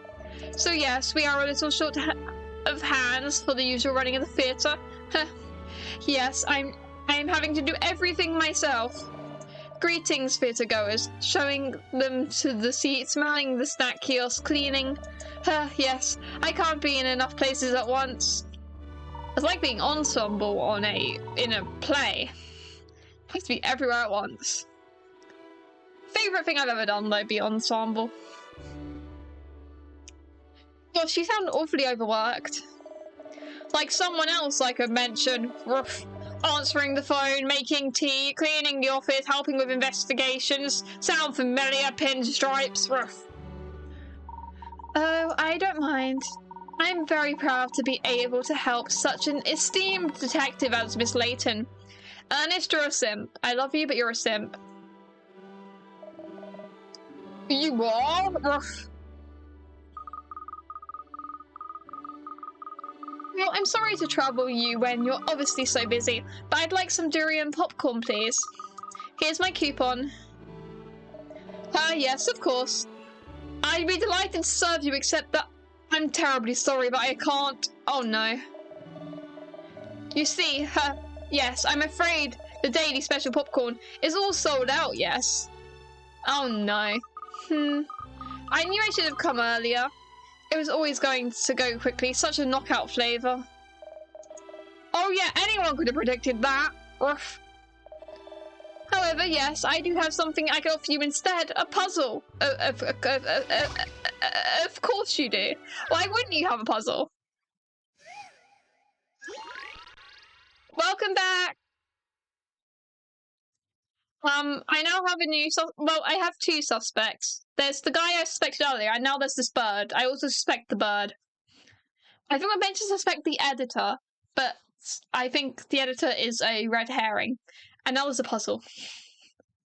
And also there was a puzzle earlier, and I solved it within, like, under a minute. I got it, like, right away. I'm a genius. That's all you missed, though. I'm gonna, as always, just put it at the bottom screen. The three panels are expressing the number 6. Change the order of the order and orientation of the panels to make 6 in another way that's not 1 plus 5 or 5 plus 1. Slide the panels to move them and place one panel on top of each other to swap them around. Touching a panel will make it rotate. Okay.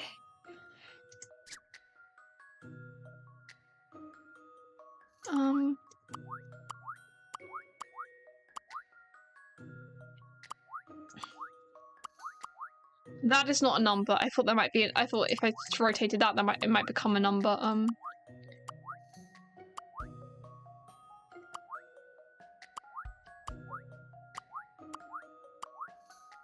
We have times, plus, and minus, but we don't have another number.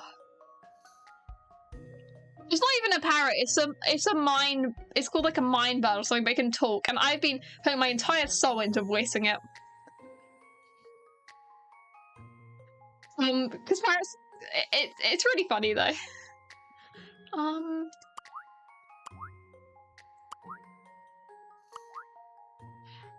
Is that a number? No.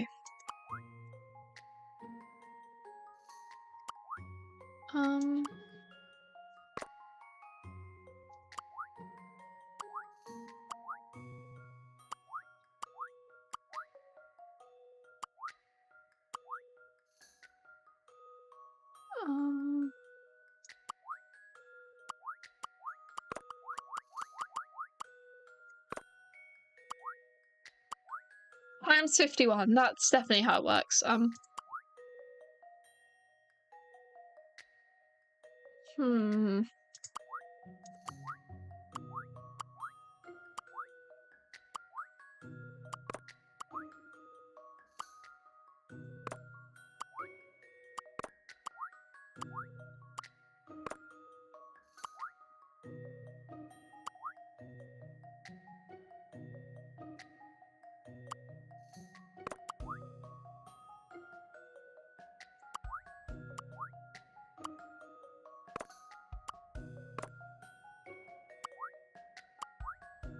I was thinking like fractions, like 5 over something, but 5 over nothing doesn't make 6.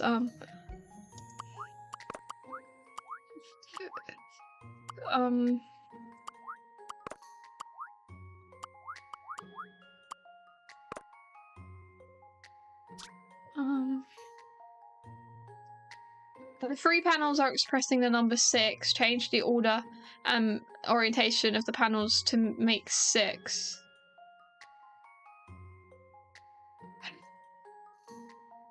Are we both thinking about fractions? It's bestie mind magic. We both think of the same answer, definitely.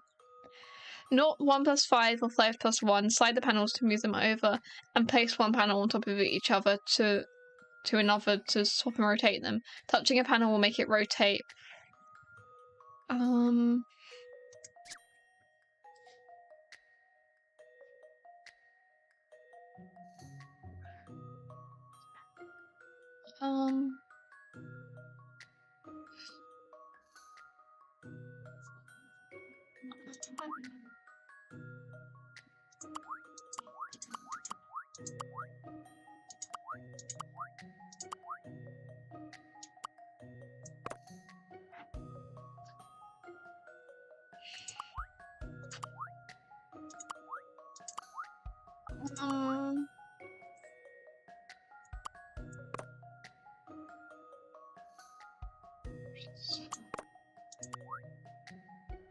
Five times 1 is 5.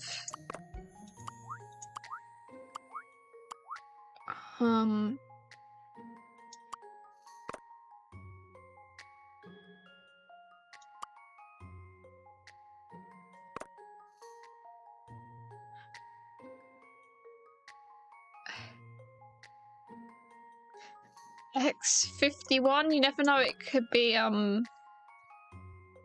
bunch of numbers, but X could just, I don't know what I'm saying. Algebra, you know, X could be a number that goes into 6 15 times. You never know. That would be 15x, wouldn't it? If it was, I don't know. I'm just, you never know. A good parcel is something you have to chew over. Yeah, I didn't think so. Don't ask me what I'm doing. I have no idea. All the panels need to change places. Try again. Okay.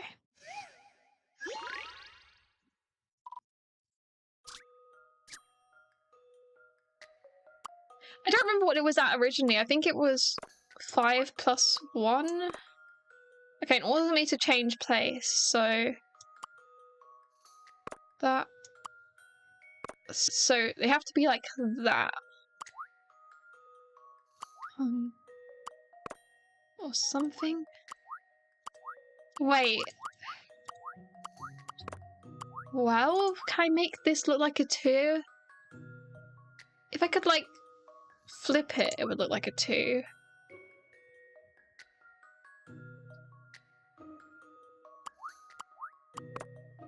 How would I get from 12 to 6 when the only options here are plus and times?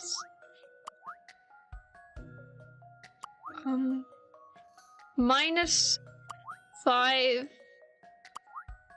plus 5? No, that makes 0, and that doesn't even make sense.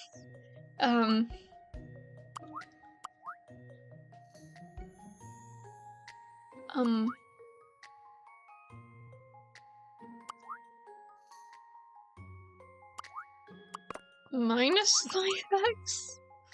I don't know.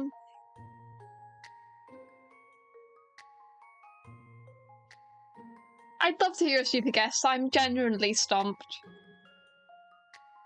I want to drink some water because I keep hurting my voice.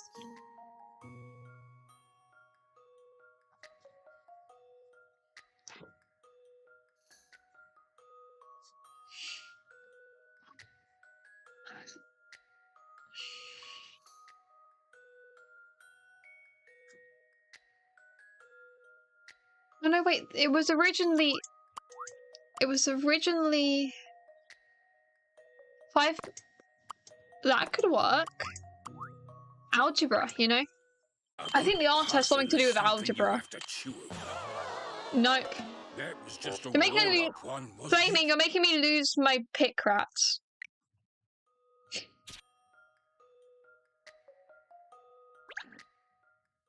How dare you?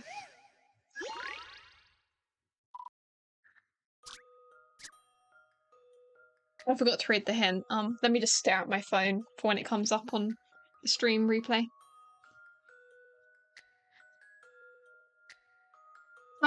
It says the answer can't be 5 plus. It can't be 5 plus 1 or 1 plus 5. Don't mind me. I'm just. Oh.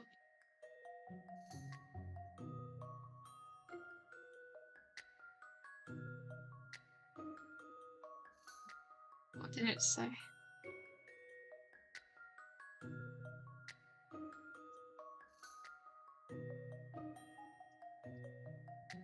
Oh, normally there's like a hint or something when you fail, but I guess that's only for the first time. Okay, let me just sort out my phone. AKA get back up to where the live stream actually is. There we go. Okay.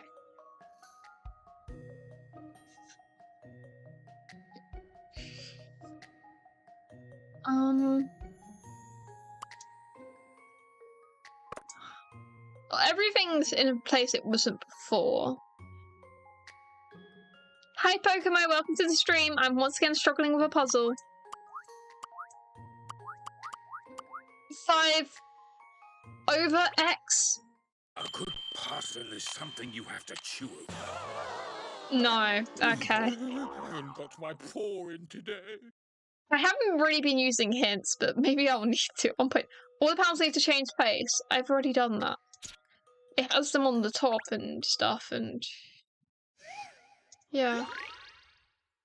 And they're all in a different place.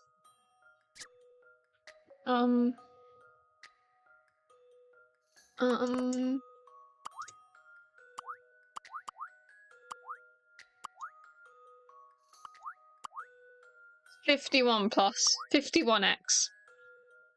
Did I try that? I know I tried 15x. Something you have to chew over. Oh, it's 51x. What is the reasoning?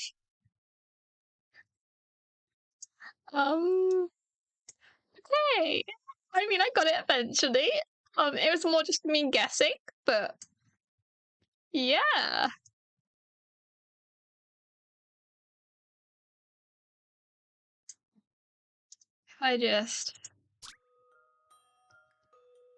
Oh, it spells 6 because 5 looks like an S, and 1 looks like an I, and X is an X. I didn't think like that. I was trying to do maths. Oh, jeez. It's not because it's 51x, it's because it's 6.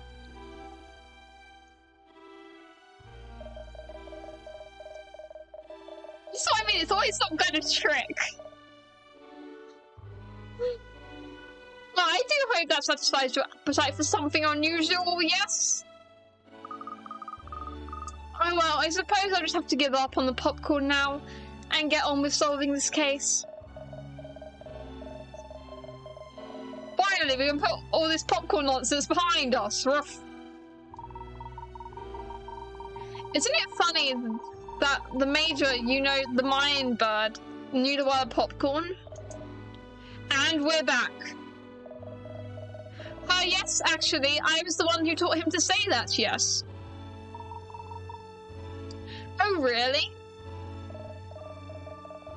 Yes, sometimes I take a snack of popcorn to the protection box. You know, I've even seen Major out of his cage before.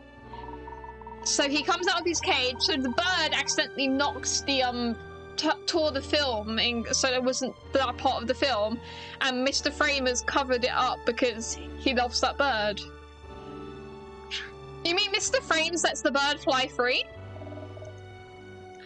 Yes, I believe so. I mean, only sometimes, of course, otherwise you could get into rather a lot of trouble.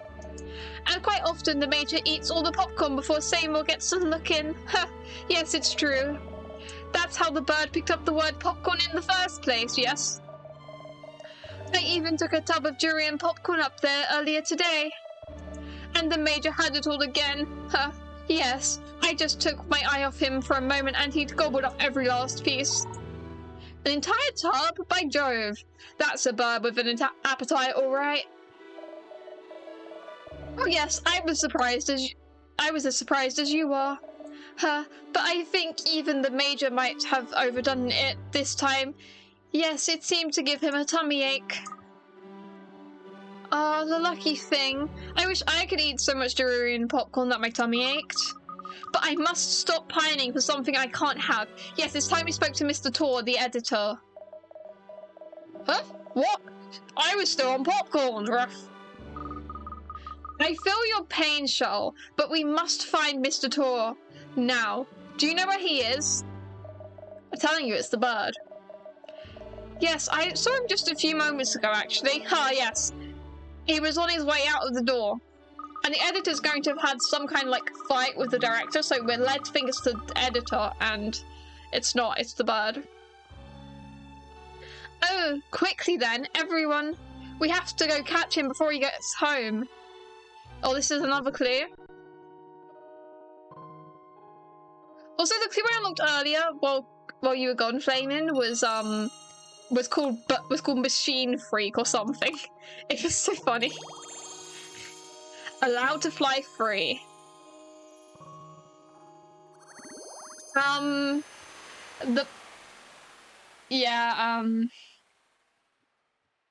The what? I don't know what I'm saying. Allowed to fly free. It seems the Major is sometimes allowed to fly free in the projection box and has been known to get through a lot of popcorn occasionally. Okay. It makes enough sense. Both of you be quiet. Where is Mr. Tor, the editor? Oh, he's over here. Katrielle, may I have a moment? We need to catch the editor. Yes, what is it, Piper? Not that it makes up for the trouble I put you up to before, but I have a little something for you. These are fashion farthings. They're a unique London currency that can be used to purchase clothes. Yippee! I don't care. A change of outfit now and then can be fun, don't you think? I personally try to keep up with all the latest fashion trends. Yes, so do I. It's what an English gentlewoman does. Thank you, Piper. I say, miss, that's rather exciting, isn't it? You'll be able to purchase all sorts of outfits now. I am going to save the game quickly.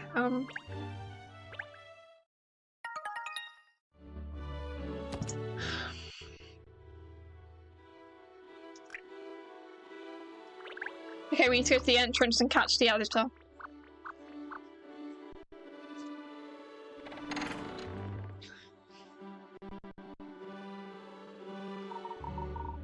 All the guests have gone home now. It's deserted in the lobby and outside. How about that man standing by the entrance? Do you think he could be editor? His name is, his name is very, funny, you know? It definitely doesn't sound like editor. I think that's the point, but it's just funny to me. We won't know unless we ask him. Editor the editor. Hello, editor.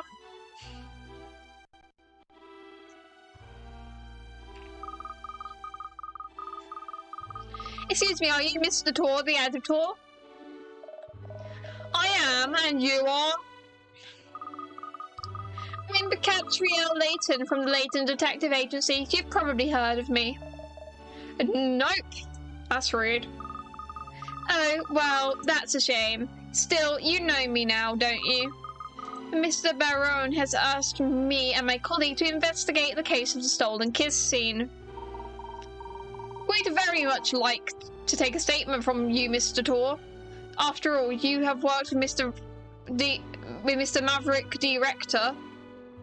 Oh, he's Director because he's the director. All these names are puns, or like, just what they are. Haven't you? I'm surprised a kid your age has even heard of me. Alright, let's see what else you know. I bet you haven't heard of this Rector film, have you? If you're talking... I wasn't aware Rector films were a puzzle, okay? They'll just find any reason for a puzzle at you. They'll be like, hey, how was your day? And you have to solve a puzzle about how your day was. Okay.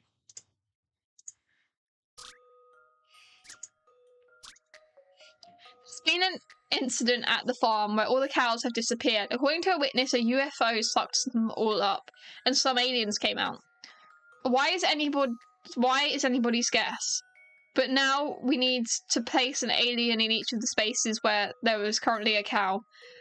Touch a cow to suck it up into the UFO and swap it with an alien, and vice versa. The creatures coming down from the UFO will need to take the other empty space. Okay,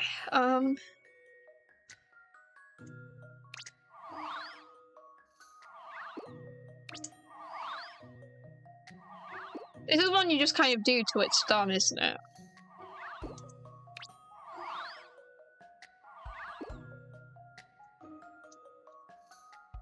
Okay,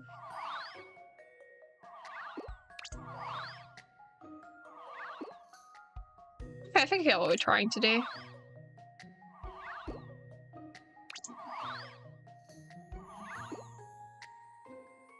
Okay.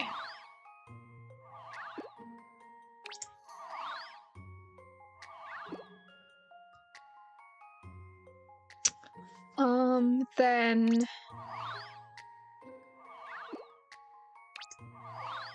And we still have one over there, which is the issue. I doubt it's gonna let me put it in the same place. No. Okay.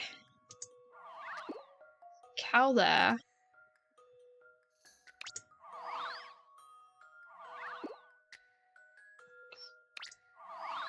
Okay.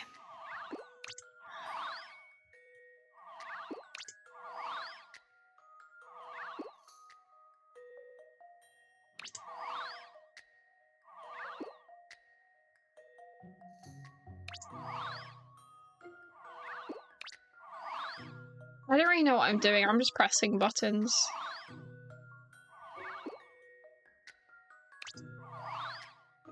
Oh, we need a blank. Okay, I think I get it. I think.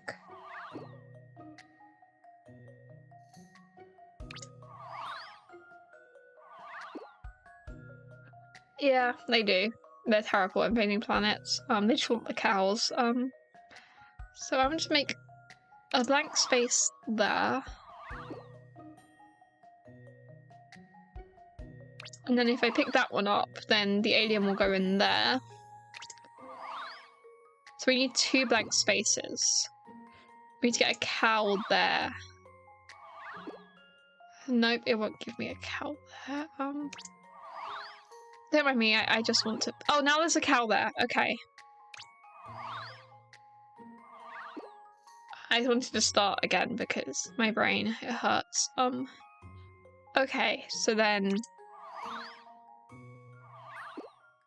We didn't touch the cow there till last. Because we can't place it where the cow was. So then it's going to place it there. And there we go. I'm a genius sometimes. Perhaps... That's a relief. I wasn't entirely sure. Yippee!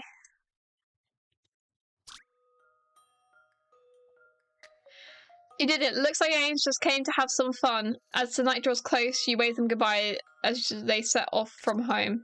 Okay. Friendly aliens.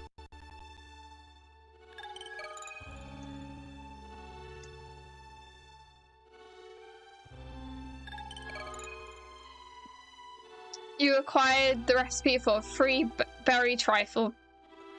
Sounds nice. How did you find it? Not a bad action thriller, eh? Oh, I'll say, UFOs and aliens always make for a jolly good tale.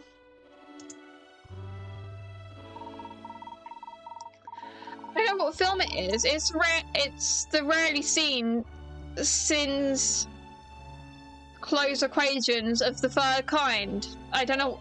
Oh, I just challenged Ernest's voice. God, my voice hurts. Alright, now I'm impressed. Rector was still a newcomer, so the film had a cast of total unknowns and it quickly disappeared from the big screen. And the production company went bankrupt as well, so it's never been re-shown. It's one of the most talked about films among Rector fans. Spot on, you really know your stuff, kid. Okay, far away, what did you want to ask me? Thank you, Mr. Tor. So first of all, can you confirm that you were at the screening earlier? Yeah, I was there. I wanted to see everyone's reaction to our latest film. To be honest, I forgot to read the rest of it. You know, I've worked closely with Maverick for a very long time now. And I've never experienced something like this. It's my job to cut Maverick films, and my job alone. Can I ask you where you were immediately before the screening today, Mr. Tor? I was with Maverick. We were checking over the film together. Needless to say, there was nothing wrong then, other than us arguing again. I told you they argued, so we're going to suspect it was him. Because he was, like, upset, or whatever. But then it wasn't him, it was the bird. So we're going to suspect him because of the argument, but it wasn't him. Arguing? What about? Well, you probably don't know, but Maverick's films used to be a lot more fringe, a lot more edgy. He was an edgelord. Oh my god.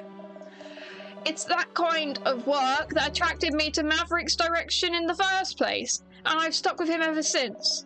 But in recent years, he's gone for the popular vote.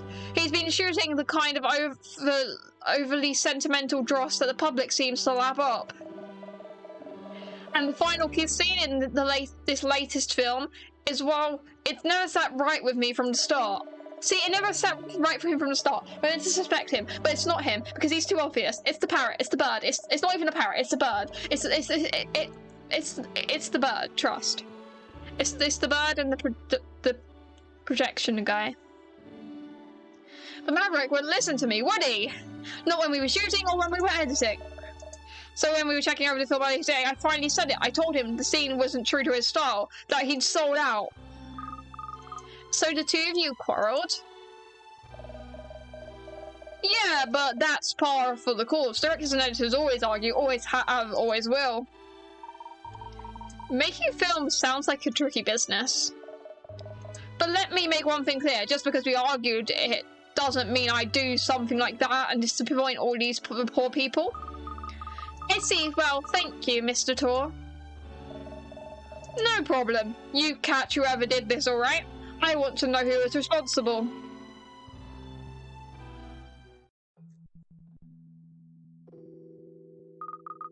Wow, I think we've spoken to everyone now.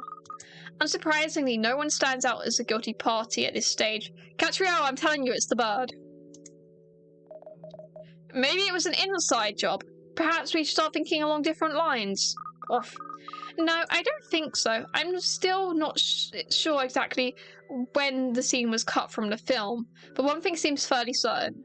They were checking over it before it started filming, so it has to have been during it was filming. So the bird actually damaged the tape, and the part of the tape the bird damaged was the part that had the kiss scene. It accidentally ripped the final part of it, because you know how those tapes because this is old. Those tapes that kind of just have all those that you just kind of feed into a machine. I think it's one of those. The bird accidentally ripped the final bit of it. So that meant it ripped out the cut scene.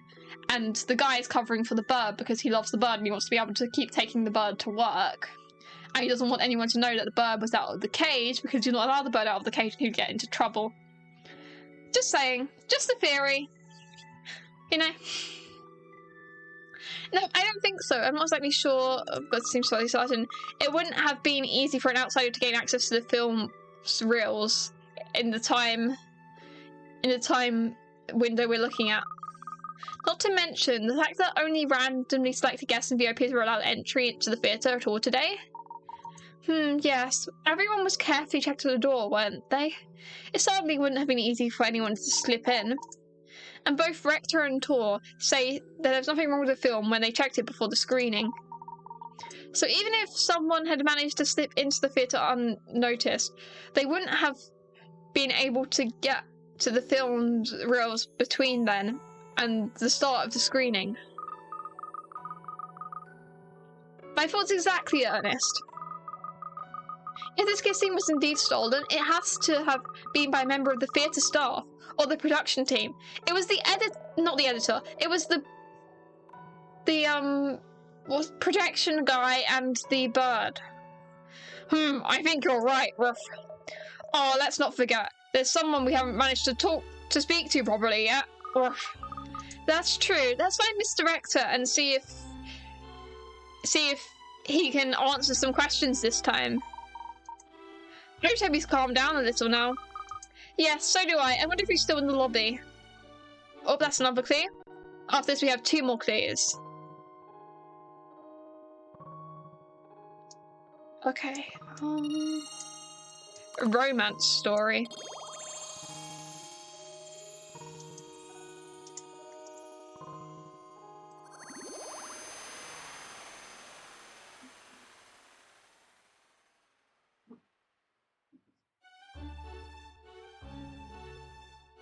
Though once were inclined to fringe material, it seems Maverick Director has recently shifted into more mainstream romance-oriented films. I literally said that earlier in the stream, Flaming. I literally said that. that director is a play on the word director, and the editor is called Editor. Editor. That's also a play.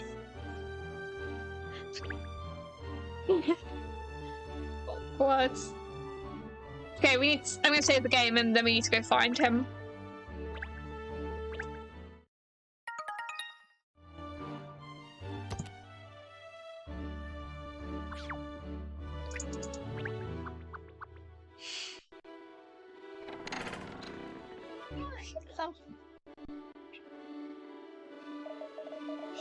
I've noticed that. It's okay.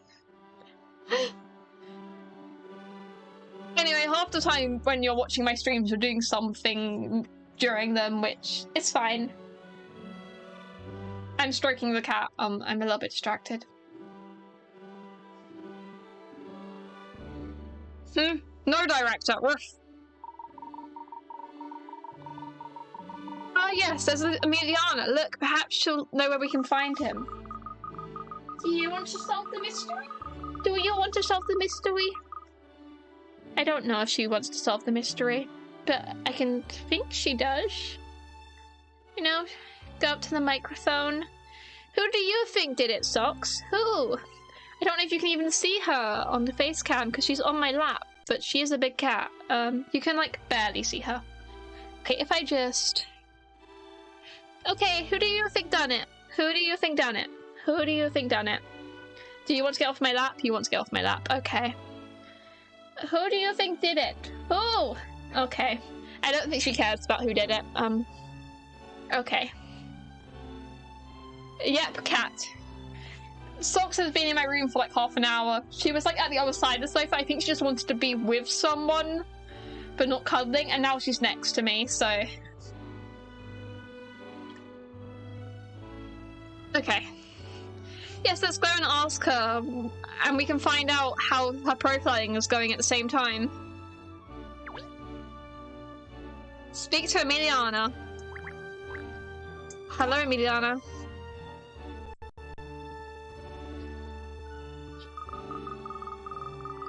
Oh, still here pretending to do the real detective work?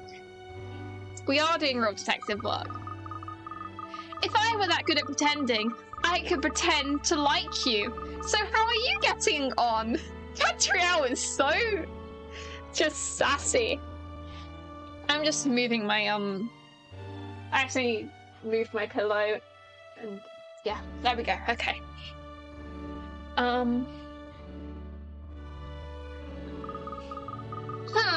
Don't be so catty. No doubt you've hit a brick wall, so you've come to see if you can glean anything from me. Not at all. I was just curious to know how your profiling was going. Very well. I'll tell you, perhaps hearing some genuine deduction will make you realize how unsophisticated your own efforts are. A taste of cutting-edge profiling work could do wonders for your future investigations. Well, we can dream, can't we? You know, this lady always makes me want to scratch. Woof. Be quiet, Hound. Don't interrupt me with your meaningless yapping. Yeah, bow wow, as in bow wow, you're annoying. Woof. Oh, Charles' voice hurts my throat. So, having spoken to everyone involved, I've built up a detailed profile of the case. The only person who was unhappy about the final kiss scene was the editor. In other words, he is the only one with a motive. Yeah, we're meant to suspect him, but it's not him, Emiliana. You're wrong, because the truth is stranger than fiction, and it was the bird. He had complained to the director that the stolen scene was inappropriate for the film, however, Tor has an alibi. On the other hand, Seymour Frames, alone in the projection box, had the opportunity to commit the crime, but no clear motive. It was the bird, and he's covering for the bird. Frames is crazy about his machines, but has little or no interest in the films he shows using them. Therefore, he had no reason to commit the crime. The logical conclusion of all this is that the real culprit is someone else we have yet to investigate. But who could that be? The only other person with access to the film reels who has not been investigated thoroughly until now is director Maverick Director. Rector? But why? Richter is a renowned perfectionist. His attention to detail is well known, how meticulous he is about such minute as the shape of clouds in the sky or the sound of the waves. And it would appear the final kiss scene in the latest film of his had been troubling him for some time. The perfectionist in him couldn't decide if the scene was up to scratch, if it was worthy of inclusion in his magnum opus. He agonized over this right up until the premiere screening today, when finally he made up his mind the scene had to go. With no time to lose, he cut the scene from the reel and hid it, or disposed of it, all for the sake of the perfect film. That's the outcome of my analysis of all the available evidence. It's the bird, Emiliana. Very interesting. It's certainly a plausible theory, Emiliana. Well, I wasn't expecting you to accept it so graciously. But something about it just doesn't sit right with me. What? Do you have a problem with my profiling? Emiliana is smart, and she's not exactly always wrong. Sometimes she's on the right track. Like, she was on the right track that the mayor was behind case 2, but she thought that the mayor had murdered when the mayor was just behind those people pretending to die or whatever. So, like, I think if Emiliana and Katrielle do ever team up, it would be insane. This time you can see the logic of what she's thinking, but she's wrong.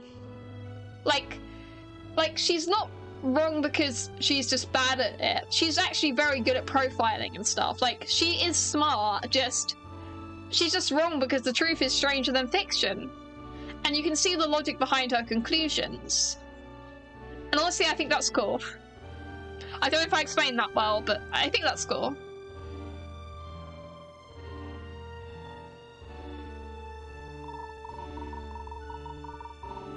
Miss Layton's deductions go beyond logic and reason, you see, Emiliana.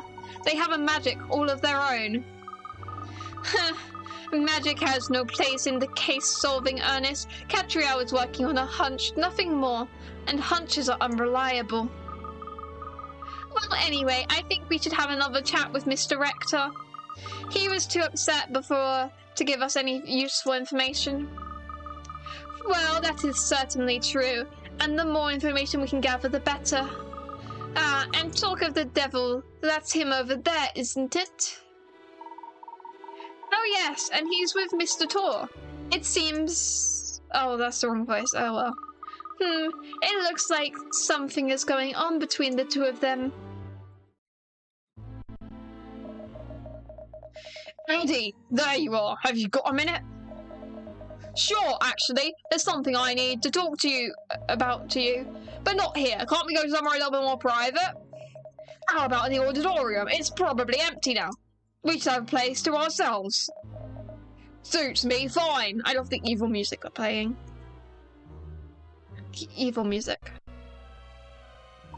Suspicious. It's not them, but suspicious. Did you see that, Miss Layton? They disappeared into the auditorium together. Yes, this is an interesting development. We must sneak in there as well. Oh dear, do keep playing your private eye games, Katrielle. Some of us have real work to do. Oh, 5th clue. We're getting close. We are getting close.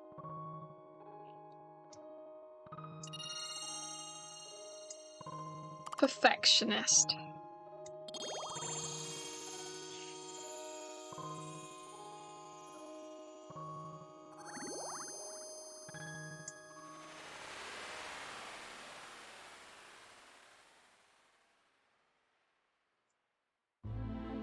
Perfectionist Rector wasn't satisfied with the final kiss. Emiliana has conjectured that he cut it out of the real himself, but is she right? No, it was the bird.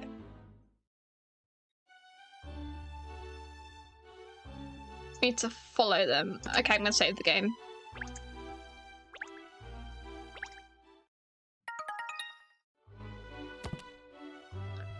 Okay, back to map, blah blah blah. Auditorium. Let's go there. That's strange. We all saw them come in here. Where have they disappeared to? Over there, Katrielle. There they are.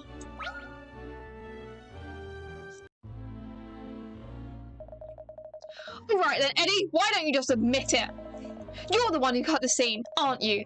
You've never liked it. You had a problem with it from the first day of shooting. Yeah, and you knew that. And you refused to cut it yourself, you stubborn old fool. Who's the director here, huh?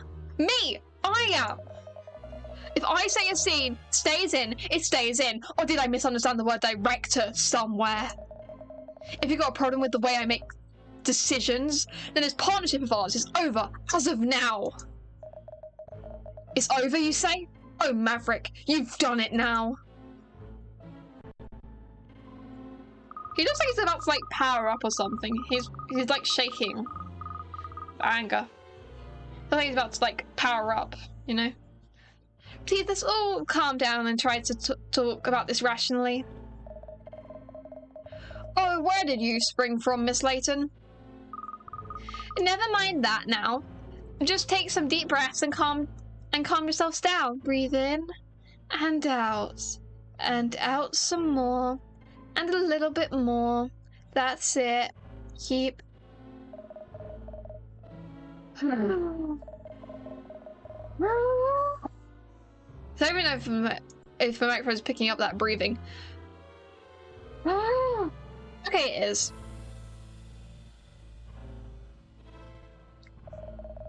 Are you trying to kill me? It's not. I'm a detective. I much prefer investigating murders to committing them. Way to go, Katrielle. Anyway, it's clear that you two have some unresolved issues. Oh, you overheard that, did you? We were just letting off steam about the film, that's all. It seemed like a little more than that. The end of your partnership together?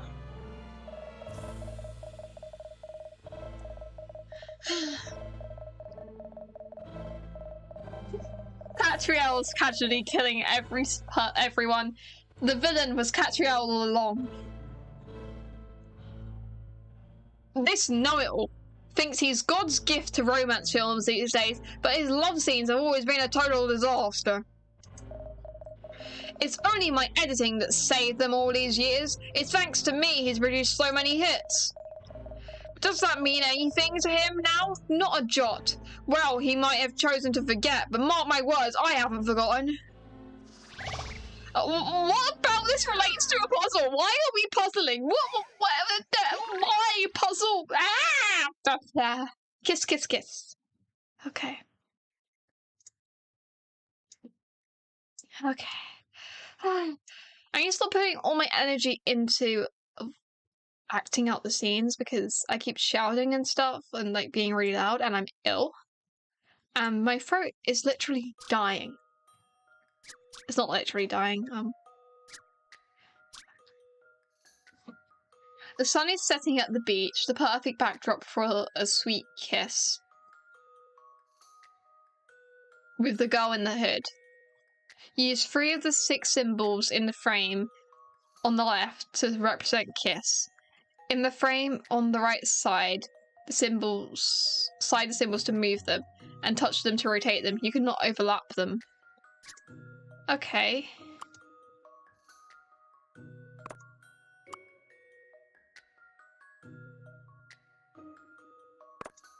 This is one of those ones that you just have to keep doing until you get it.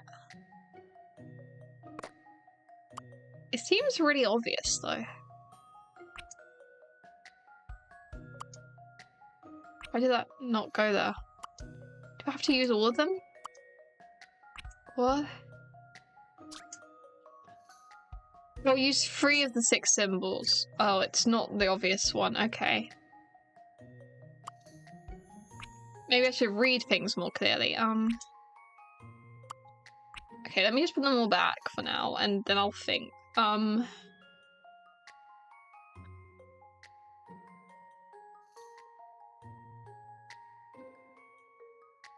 Oh, I know what to do.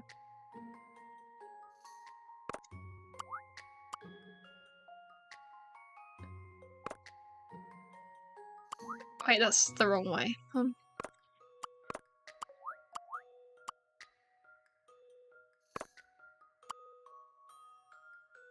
It says 3. So then like a line?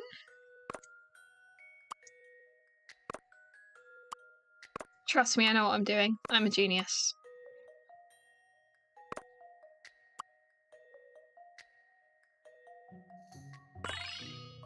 Yep, got it. This is an interesting one. And that's how it's done. I'm a genius. I made it look like a mouth. It wasn't about spelling kiss, it was about making it look like a kiss. And what do people kiss with? Their mouths.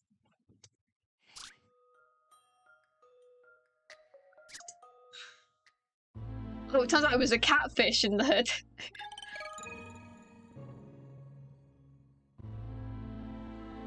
I'm just a genius. I've solved 15 puzzles. Yippee! Well, I didn't think you'd solve that one. That one had me stuck for decades. Sir, are you confessing to being an idiot? As a joke, There's no puzzle that can't be solved with some calm and considered thinking. Mr. Tor, if you've calmed down a bit now, perhaps. Calm down? Are you being funny? I don't care about that spat with Maverick before, but I can't be pinned for this theft of the final scene. I mean, it's a matter of pride. What sort of editor would do something like that? I say, miss, I don't think this fight is going to sort itself out anytime soon. Oh well, never mind. It's rather fun to watch, shall we? Katrielle's those people in fights that just like gets out of popcorn and starts going,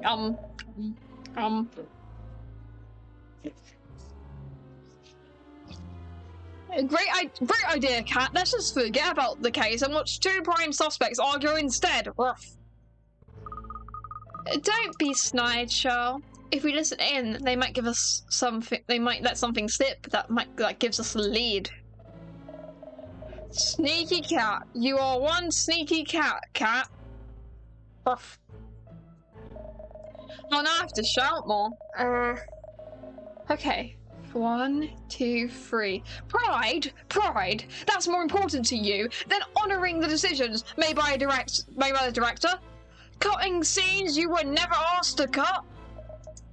For the last time, I did not steal that kiss scene, and you know I would never cut a film unless you gave me the go-ahead. Huh. But it's no secret you didn't like that scene. You always had a problem with it. Come on, admit it. I'm gonna lose my voice at this rate. Yeah, I had a problem accepting that the great Maverick director could be happy to end one of the greatest films with a scene like that. Why don't you admit it? You never really got on with that scene either, did you? Yes, I did. I was perfectly happy with it. God. I'm generally gonna lose my voice.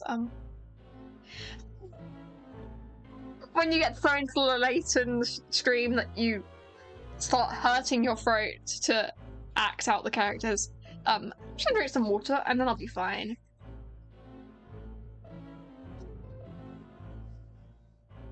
Okay. So you're willing to compromise on quality these days, are you? You make me sick, Maverick. You know what makes me more sick? The fact that someone other than me cut one of your films. Alright then, Eddie, if it wasn't you, then who was it? Tell me that! If you ask me, it was you, listening to your conscience before it got corrupted by fame. How dare you! Back in the old days, you wouldn't have stopped shooting until you got a scene you were 100% happy with. But now, well, those days are gone.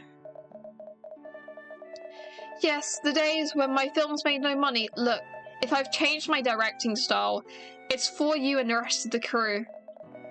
And we're grateful for that. We all appreciate actually getting paid, don't get me wrong. But does that mean you have to make such a huge compromise to the production? Does it mean you can't be true to yourself anymore? Look, I know I said your love scenes were rubbish, but the truth is, you've shot some good stuff in the past, haven't you? Maybe, but that was a long time ago now. Anyway, Eddie, being too idealistic doesn't pay the bills, does it? That's the bottom line. Aww. Fine. If that's your take on it, there's nothing more to say. Goodbye, Maverick.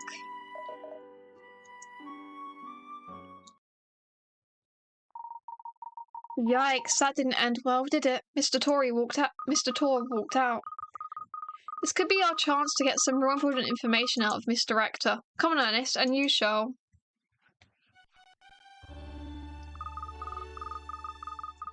Mr. Rector, I'd like to ask you a few more questions if you don't mind. I'm really not in the mood at this moment, but alright. It'll help to get this whole thing cleared up quicker. That was a rather heated argument you and Mr. Tor just had. I forgot to read your sentence. Eddie and I have been a team for a very long time, since long before I made it. So we've had more than a few fights over the years, yes. Back in the early days, we used to have blazing rows about production issues. Still, it never gone this far before. We've always talked about going our separate ways. I didn't read that properly. Yes, well, one ill word asks another, as they say. I'm sure if you said things you didn't mean, I'm sure an apology will go a long way to fixing things.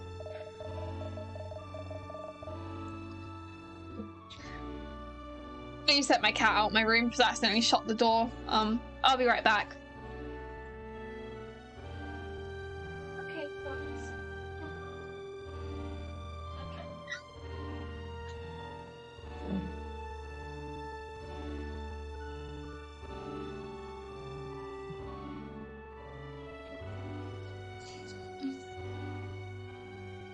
With Eddie, I'm not so sure. I hear that you used to make films that were a lot less mainstream, with more fringe appeal. Is that right? That's going back a bit now. Anyway, it wasn't like that. I was trying to shoot fringe films. That's just how it worked out, and that's how people took my material. It wasn't for everyone. But Eddie really liked my old work, and now I'm making films more people actually want to watch. He's not happy about it. You know, he's always pressing me not to include that last scene in No Sub for Love right from the start. Yes, he told me. He said he didn't believe it was true to your style. Not true to my style, huh? That makes it sound so simple. The truth is, I don't know what my style is anymore. It's just typical of Eddie, though. He never had any hesitation in telling me what was wrong with my films. Sometimes it makes me mad, so mad, but I have to admit, he's usually right. Oh, who am I kidding? He's right this time too. You mean about the stolen scene? I just wanted it to be real. I wanted to shoot a kiss that looked like it was genuine, from the heart. Not just two actors playing their parts. That rhymed, kind of. But somehow I couldn't get it right. In the old days, I wouldn't have given up. I'd have just kept shooting and shooting until I got the results I wanted. Why didn't you do that this time, then? You're young. I wouldn't expect you to understand. The fact is, as you get older, you lose that drive you had in your youth. No, you're quite right. That's not something I can relate to. It sounds rather sad, to be honest. Aww. So you're telling us that Mr. Tor couldn't accept the scene you shot? That he cut it from the film without your permission? Yes, that's his job after all, cutting film, and he's very good at it. I can't really say I blame him. This is all my fault. This might seem like a strange request after everything that's happened, Miss Layton, but could you try to keep this quiet? Eddie did it for my benefit at the end of the day. It wasn't him, it was the bird. I'm afraid that won't be possible. What? But if this comes out, Eddie's career is over. Is it really worth destroying the man just for some sense of obligation to uphold justice? We're not destroying the man because it's not him. That's not the reason at all. It's because Mr. Tor didn't do it. You see, the fact is, you are his alibi, Mr. Actor. Exactly, you and Mr. Tor were together at all times until the start of the screening, weren't you? And when you checked over the film reels together, you found no problems. So if Mr. Tor was never out of your sight after that time, then however much he disagreed with the inclusion of the scene, he had no opportunity to cut it. I suppose that's true. So someone else saw it then? Well, that's wonderful. Is this the final clue? It was the bird. Miss Layton? Oh, sorry. Good. It looks like I have all the evidence I need now. It's the final clue, the final piece of the puzzle.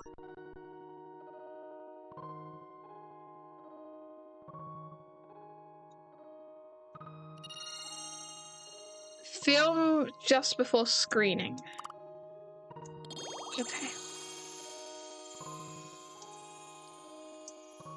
We're about to find out if I'm right. Let's go. Yippee!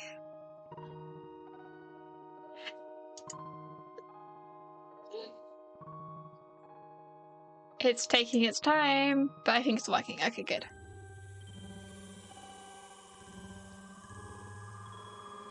Probably one of the clues is machine freak.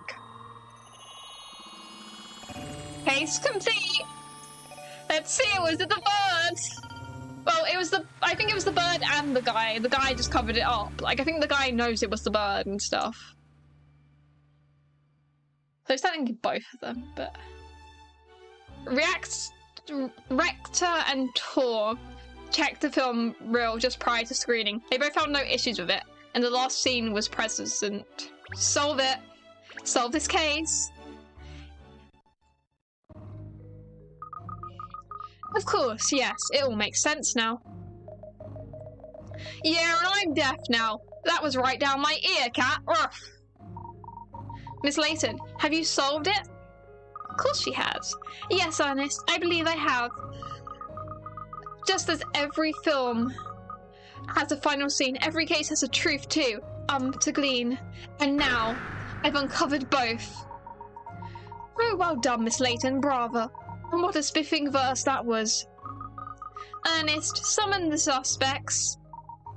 Gladly, miss, gladly. Let's see.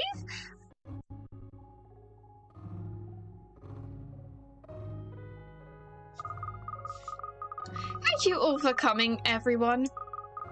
I have finally ascertained the truth about the stolen kiss scene. Really? You have? Who did it? Come on, spill the beans. I want to know who did this to me and why.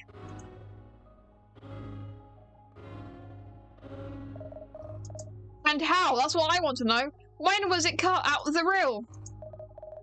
Tell us, Miss Detective. Put us all out of our misery, please.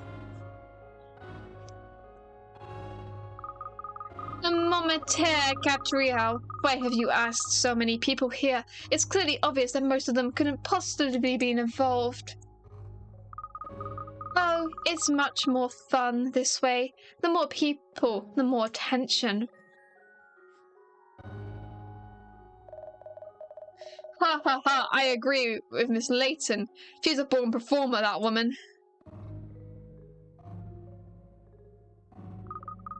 Oh, this is so exciting. I couldn't miss a show like this. I mean, as mayor, I have a vested interest in the truth.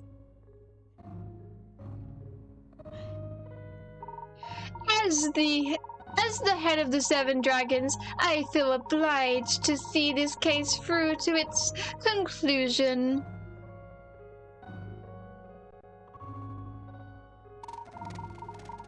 Don't need me! Don't need me! Minor role! Minor role!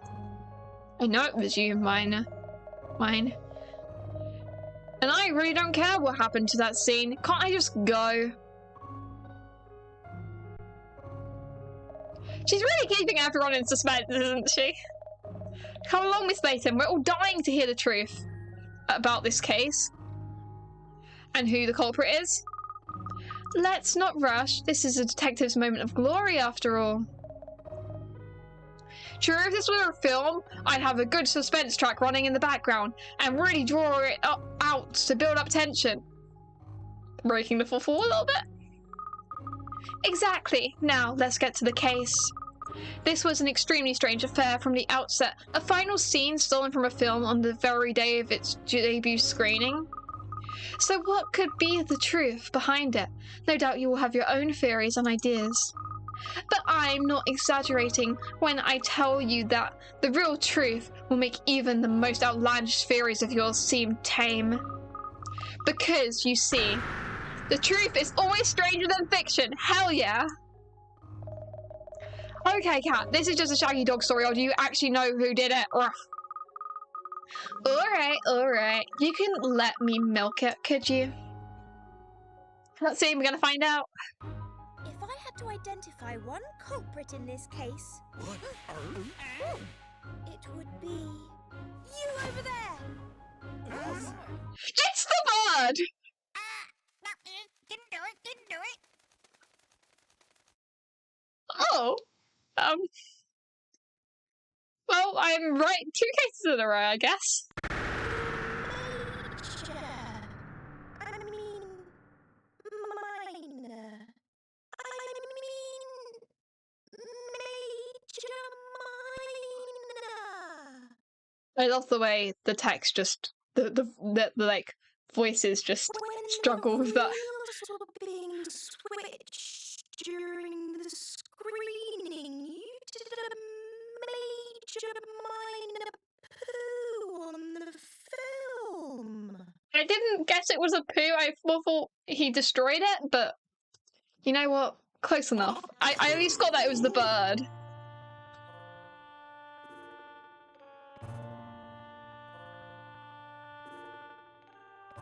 Why did you point that out? What was the need to point that out, Flaming?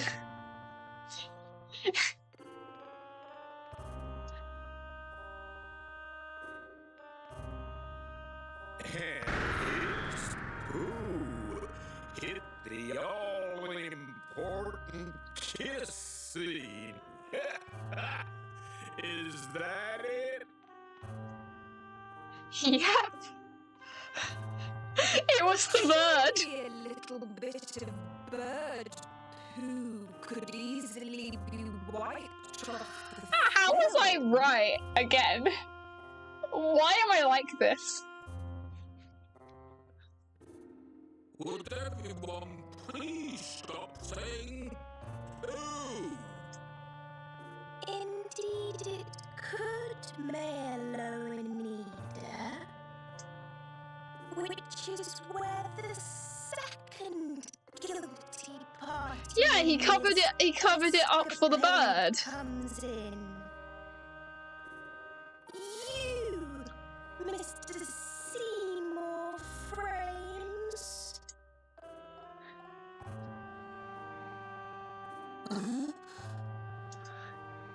All the equipment here has just recently been upgraded. Mr. Frames cares for his projection machinery so deeply, he couldn't bear the thought thought of running a soiled film through it, even if the excrement had been wiped off. I was right, but I didn't suspect that the bird had pooed on it. I thought the bird had just destroyed So it. we cut the infected scene out of the reel altogether. So it's his doing then. Yes. But with the Major resolutely denying everything, it's going to be hard to make it stick. Oh, poo.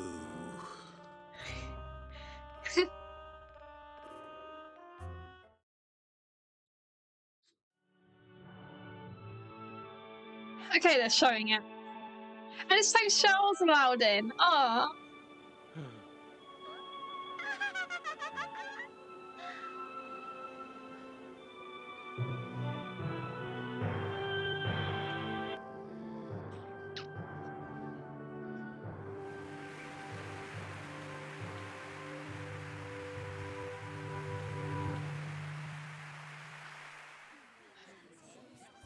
Great film. I loved it. Where did that kiss scene come from? Apparently, Mr. Rector. He cut in an old scene of his own to replace the missing one. It's a clip of himself kissing his lover, shot a long time ago when he was still just starting out as a cameraman. Foxy. Secretly, it was supposed to be a film about his own love affair. So, the clothes and everything match the style of the other scenes perfectly. That's how he integrated it so seamlessly. I mean, it was a little bit noticeable. It's a very moving scene. Yes, because it's full of genuine emotion. They weren't acting. It was true love. If only someone would give me a kiss like that. Just imagine. What? Don't say that in front of Ernest. Oi, Pinstripes, what are you imagining? Nothing. I was just... Just what? Spit it out. No, What, you dirty mongrel? Katrielle knows what she's doing. Saying that. A naval advance no for love was a hit at the box office with its passionate final kiss scene. And now Maverick director is currently working on a new, albeit not too mainstream, blockbuster.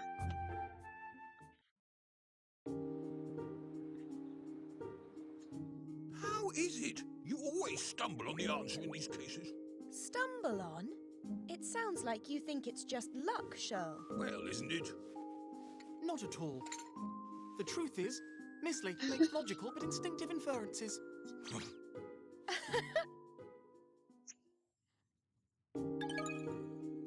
Yes, I won't save my progress so far.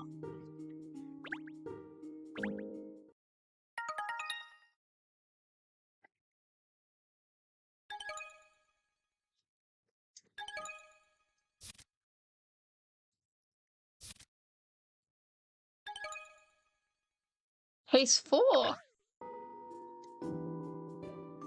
I think that I'm going to save it again just to make sure it's saved, and I think that's where I'm going to leave it today because my voice hurts. And we solved like a whole entire case. I think that's a pretty good amount of something to solve for a stream.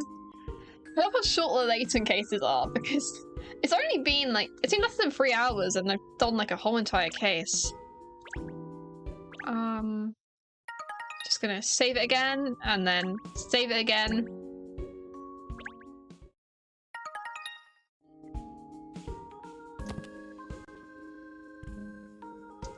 And then I'm going to thank you all for watching, whether you liked, chatted, whatever. It's been fun. I love solving these mysteries, like right at the beginning, because I am just a goddamn genius. Yeah. I'll be streaming Layton probably again next week, where you can watch me solve the mystery again, as soon as it starts. But yeah, so I'll see you next time. Goodbye.